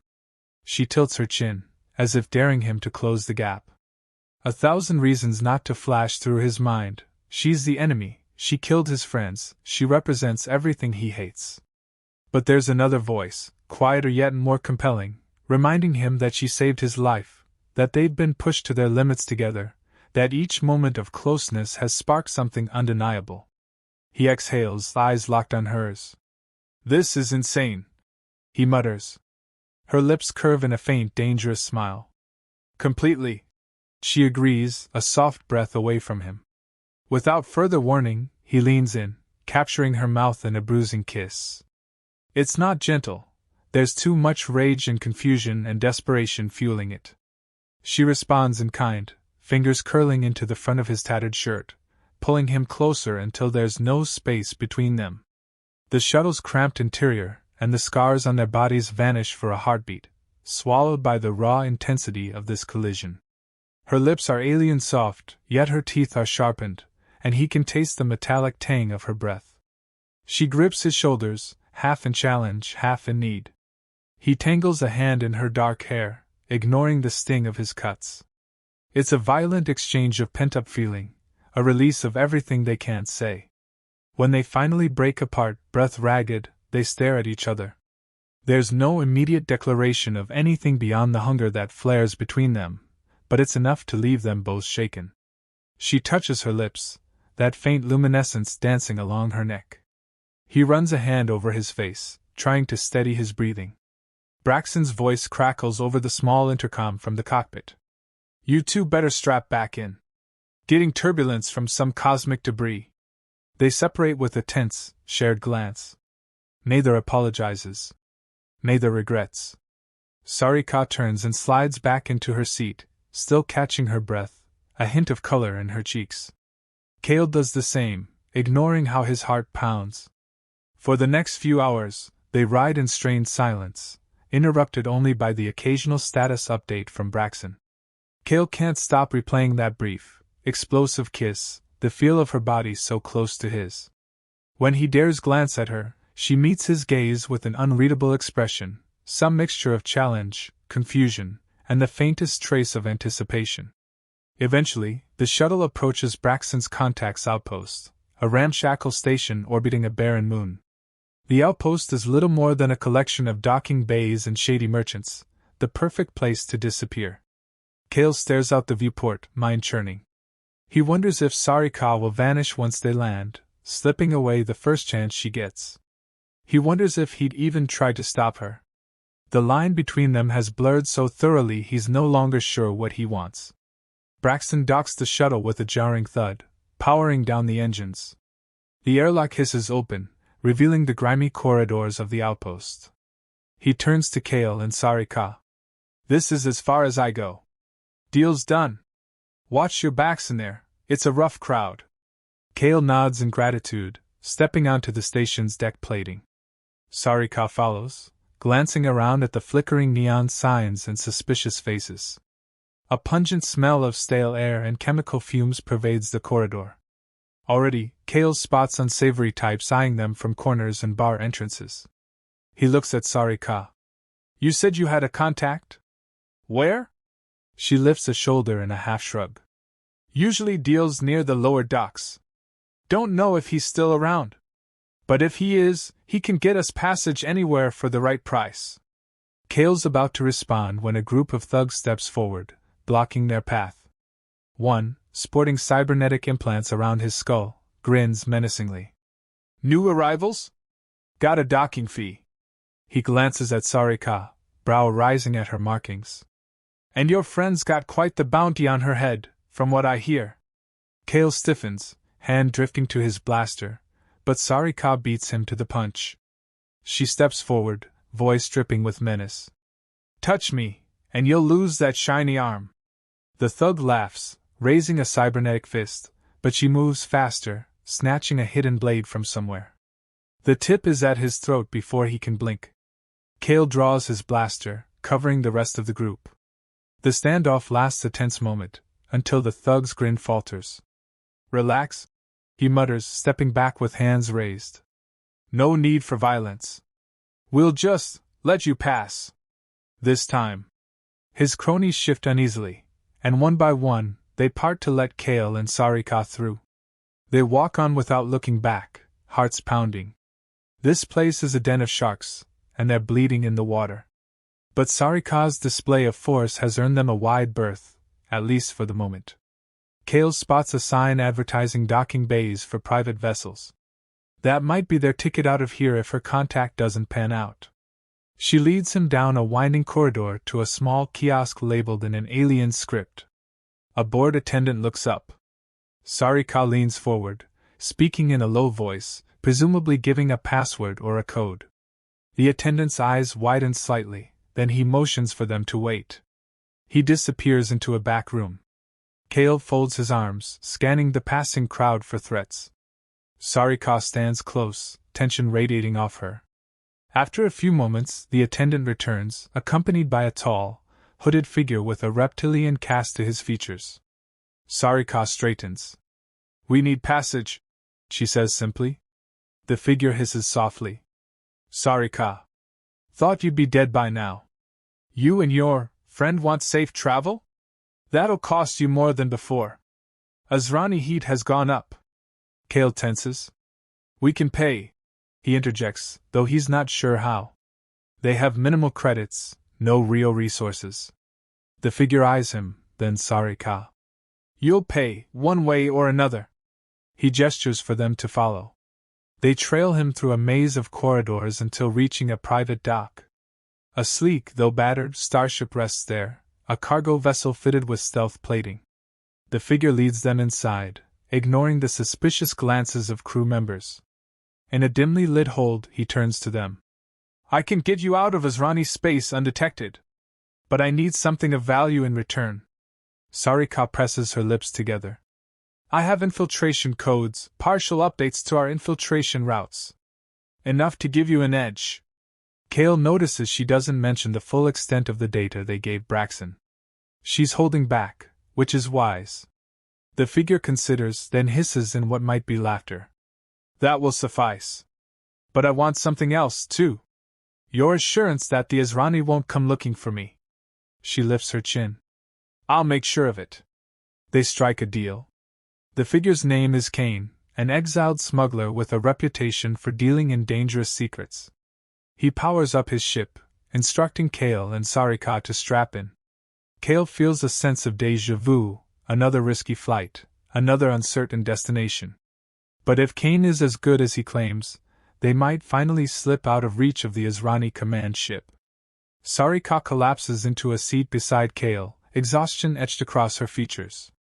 He can see the faint shadows under her eyes, the bruises on her arms. He's not faring much better. They've been on the run, fighting, nearly dying. Now they're pinned side by side in a smuggler's vessel, forging an escape from a war that seems endless. She glances at him, expression guarded. "Once we're out of Azrani space, where will you go?" He exhales, tapping a finger on the armrest. "I don't know. I've been living for vengeance so long, I never thought I'd need a plan after." She nods slowly. "I understand." A moment of silence passes, thick with unspoken possibilities. She hesitates, then adds, "I don't have anywhere else to go either. If I return to my people, I'm a traitor. And if I stay with humans, well, you've seen how that goes." He studies her for a moment, that strange pull surging again. "Maybe we figure it out together," he suggests, the words surprising even himself. "At least until we can both stand on our own." She holds his gaze, luminous eyes flickering. "This is madness," she whispers, echoing his earlier sentiment. But there's a note of something like hope in her voice. He shifts closer, lowering his voice. "Nothing about this makes sense. But here we are." She nods, and without warning, her hand drifts toward his, their fingers brushing. It's a tentative touch, almost hesitant. He doesn't pull away. The shuttle's hum and Kane's shouted orders in the cockpit fade into the background. Slowly, he curls his fingers around hers. She exhales, tension easing from her posture. They don't speak of it, don't try to label it. They're two killers in a galaxy at war, forced together by circumstance, now bound by something more potent than hatred. The future remains uncertain, but for once, there's no gun pointed at either of their heads. They sit hand in hand, breathing in sync, letting the moment anchor them in a universe of chaos. Kane's voice crackles over the calm. "Strap in. We're making the jump." Kale and Sarika exchange one last look, then secure their harnesses. The ship rumbles beneath them, star lines stretching into infinity as they enter FTL. Kale steals a glance at her, sees the faint smile tugging at her lips. She's just as uncertain as he is, but there's no backing out now. They've chosen this path together. When the jump finishes, Kane announces they've cleared Azrani territory. The tension in the cabin lessens, and Kale feels a wave of relief. He releases his harness, turning to Sarika. She mirrors the action, and they step out into the narrow corridor. The hum of the engines is steady, reassuring. She crosses her arms, leaning against the bulkhead. "We made it," she says quietly, as if still processing. He nods. "We did." Neither mentions the cost, the blood spilled, the alliances broken, the relentless pursuit that might still follow. For now, they have this small reprieve. She glances up at him, luminous eyes reflecting the soft glow of overhead lights. He reaches out, brushing a lock of hair from her face. She lets him, exhaling softly. Their lips meet again, gentler this time, tentative and searching.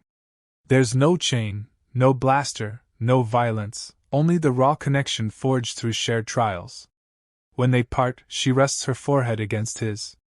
"So what now?" she asks, voice barely above a whisper. He closes his eyes, inhaling the scent of her, remembering how close they came to killing each other, and how close they've now become. "We find a place to lay low," he says. "We stay alive, we keep moving. Maybe we figure out how to stop your people's plans, or at least stop running from them." She nods, a subtle determination in her gaze. "I won't beg for my life anymore," she murmurs, referencing their first violent encounter with a ghost of a smile. "But I might ask you to stay by my side." He cups her cheek, thumb tracing a faint bruise. "I'm here," he says, voice steady. "And I'm not hesitating." They linger in the corridor, letting the gravity of the moment settle. Outside the ship's hull, stars slide past in silent witness. They're fugitives now, soldier and assassin, human and Azrani, bound by conflict and drawn by something far deeper. Even if the war still rages, even if vengeance still burns, here and now, they've chosen each other. They can't predict the future, but for once, they don't need to. The past is stained with blood and betrayal. Tomorrow might bring more of the same. Yet in this fragile pause, they have a chance to forge something stronger than hate. The journey ahead will be perilous, but they'll face it together, side by side. When they finally pull apart, neither speaks, but the weight of their shared understanding is palpable. Sarika takes his hand, leading him deeper into the ship, past the flickering lights and the hum of alien machinery. They have no illusions about happily ever after, only the hard, brutal reality of survival in a galaxy at war. But perhaps, in that struggle, they can find moments of solace with each other. And as the ship sails onward, leaving Azrani territory far behind, Kale feels a new resolve take shape in his chest. This unlikely bond, born of violence and necessity, has become something else. Something he intends to hold on to, no matter how many battles lie ahead. For the first time since his squad was killed, he sees a glimmer of hope. Maybe it's insane. Maybe it's doomed. But it's his choice now, to stand with the alien who came to kill him and found something far more powerful instead. He presses his forehead to hers, inhaling her steady breath. She closes her eyes, letting the moment envelop them both. In that intimate silence, they realize the path they've chosen has no simple end. But it has a promise that they'll face what comes next together, a promise etched in every scar they share. And though the galaxy may never understand, they do, and that's enough. They hold each other there in the dim corridor, bruised hearts beating in unison, anchored by a bond forged in blood, fury, and, finally, something dangerously close to love.